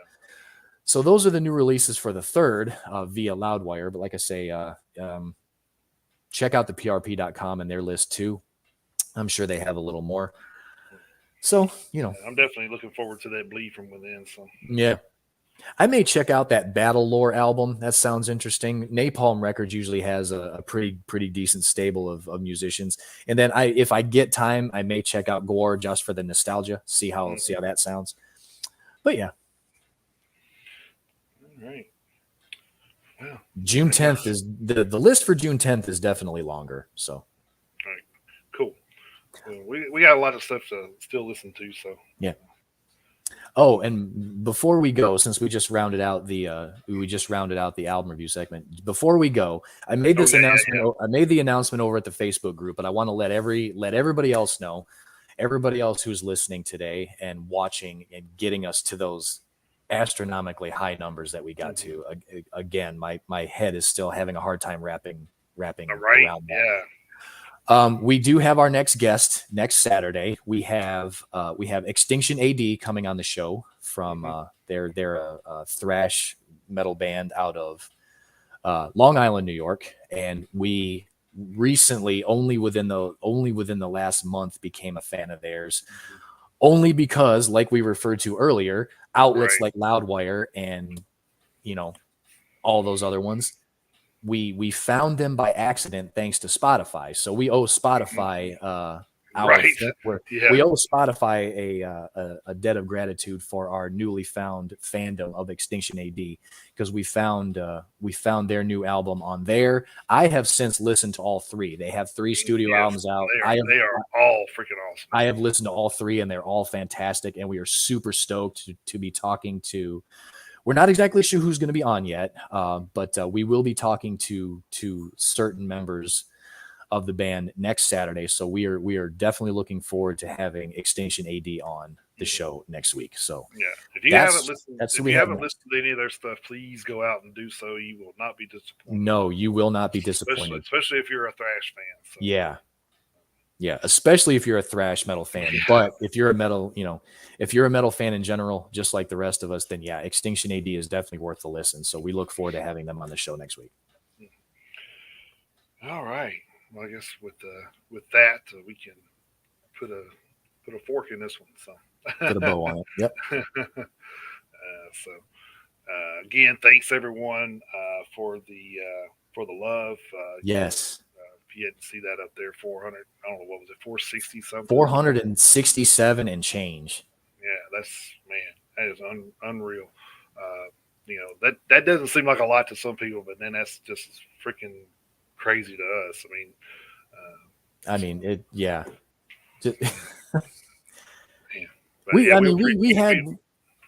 We had visions of getting to those numbers someday, but it just the fact that we've already hit them a year and a half into this is just mind-boggling, humbling, anything. Just so grateful for all you guys. Guys like Octavio coming by, checking out the show. The bands that have come on and the fans who have followed those bands over to the show. It's just Dan at VOP, everybody. Our wives for letting us do this shit. Yeah, right. Well, I think my wife would much rather me do this than what I did last night. So, yeah, she absolutely would. She's okay with you doing a weekly podcast. She would. She's not okay with you taking DDTs every Saturday. I know, or every Friday and Saturday. She's not down with that life anymore. So. Yeah. Which I wasn't for sure how well I was going to receive that. All the little bumps and stuff back into the ring, but no, you did a great job. Definitely was not as bad as I thought it was going to be. So who knows? the money's right, and the storyline's right or something. Then I'll definitely do something else later down the line, maybe. Yeah. But, like I said, I done got to the point where it's got to make sense, and it's got to be some money involved. So it's not just to go out and do it every week kind of thing anymore for me. Yeah. So, but like I say, the next time someone reaches out to you, see if the storyline has a W for you. Yeah. You can't win them all, man. So yeah, I was telling Jason the story last night. It's like, dude, every time I've seen you wrestle, they've had you lose. Yeah. So I've come to the conclusion that it's Chris giving me the bad juju. See that could be. That could be. That's why I don't. That's why I don't bet on my professional sports teams. Right. Oh man. Hey, you want to bet on the Red Wing game? No, I don't. That's cool. Anyway, thank you guys for dropping in with us today, and thank you for the love from last week. If you hadn't, like I said, if you haven't seen that interview, you can go back and check that out over at YouTube. Yep.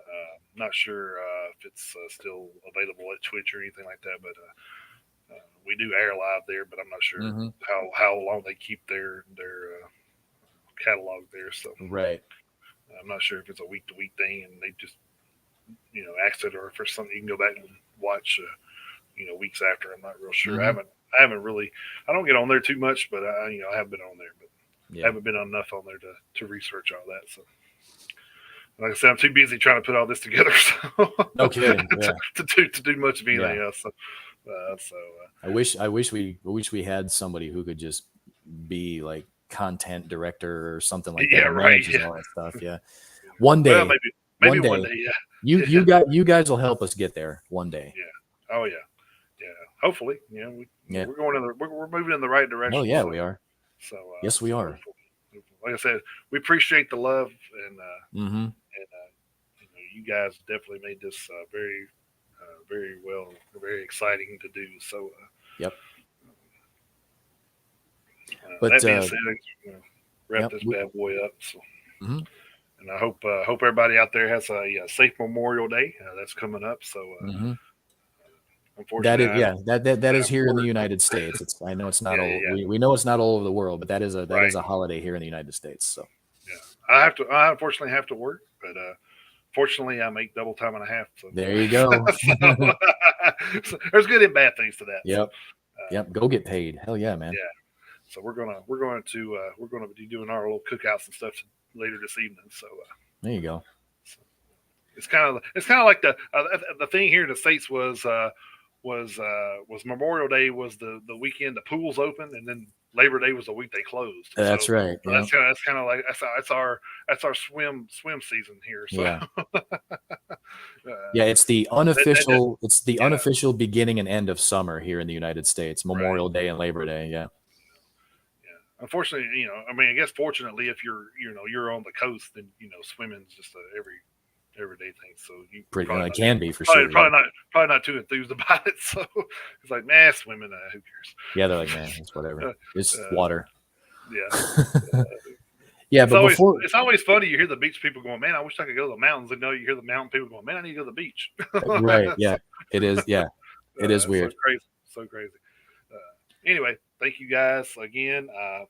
Thanks for dropping by. Thank Octavio for being in the chat with us today. Thank you for coming by, Octavio. Definitely asked some great questions too. I like that. Yeah. So, kind of keeps some things going and opportunity to share some opinions on some topics. Oh, yeah. So it's pretty cool. Go ahead. I was going to say, I was just going to go through the whole thing and letting everybody know where they could find us. VOPUSARadio.com, the VOP USA Radio app. We have the Metalheads Unite USA at gmail.com email address if you guys want to reach us there. And as I had Jason do it for Octavio earlier, the Metalheads Unite Facebook group is that icon right there. If you guys want to come on by and join us over there, we are going to experiment, like I said, with the top 10 list and letting everybody collaborate on that one, just not Jason and myself. So Octavio, I may send you an invite personally to have you come on over to the Facebook group if you want to contribute to that. We did. Start putting it on my forehead. There you go. It's right there. It's right there. Yeah. But you guys can follow us, on Twitch and on YouTube. We do have Metalheads Unite, our own channel over there that accompanies this over at YouTube. So the show broadcasts there live, and then the rebroadcast will be there. But to echo what Jason said, thank you to everyone who has watched this show. Thank you to all the bands that have come on. Sepsis last week. Looking forward to Extinction AD next week. Literally couldn't have gotten to where we've gotten without you guys. We appreciate each and every single one of you. Yeah, we've got other irons in the fire too. So yes, we do. pans out, in the next couple of weeks, and we just continue to roll this way. So, yep. We are not scared to reach out. That's for sure. No, we are. We are not. We're not going to ever be labeled as a podcast for lack of trying. That's for sure. That's for damn sure. We're definitely trying to do these things the right way. So, yeah. All right. But yes, thank you guys. Yeah. So find us on any of those platforms, and we're trying to get our Spotify situated too. So I don't know whatever happened with all that, but like I said, for some reason, like we fell off of everything there for a while. It's like, we were on YouTube, then we fell off of YouTube. And it was weird. So then we just connected our email with it. So it kind of helps out with rolling into YouTube now. And we just got to figure out to do the same thing with Spotify so we can get back onto that one too. So we've been there back in the past, but I don't know what happened. So yeah, we're getting all that stuff sorted out. Slowly but surely, we're going to be everywhere. So yeah, one step at a time. We're already out over 140 different places. So oh yeah, you can find us somewhere. Yeah, you can. All right. Well, that being said, I guess we're going to wrap this up, and we will hopefully see you guys back here next week. Like I said, y'all have a safe Memorial Day here in the States. Enjoy the time with your family and friends, and on the river, whatever you're doing. Just be safe out there. Yeah, be safe. Hope to see you guys right back here next week with our, like Chris said, with our interview. Well, I don't know if we call them interviews. It's more like a sit down and chat type thing. Yeah, just a chat. Casual convo, but there's questions thrown in there. But with Extinction AD, I'm really looking forward to that.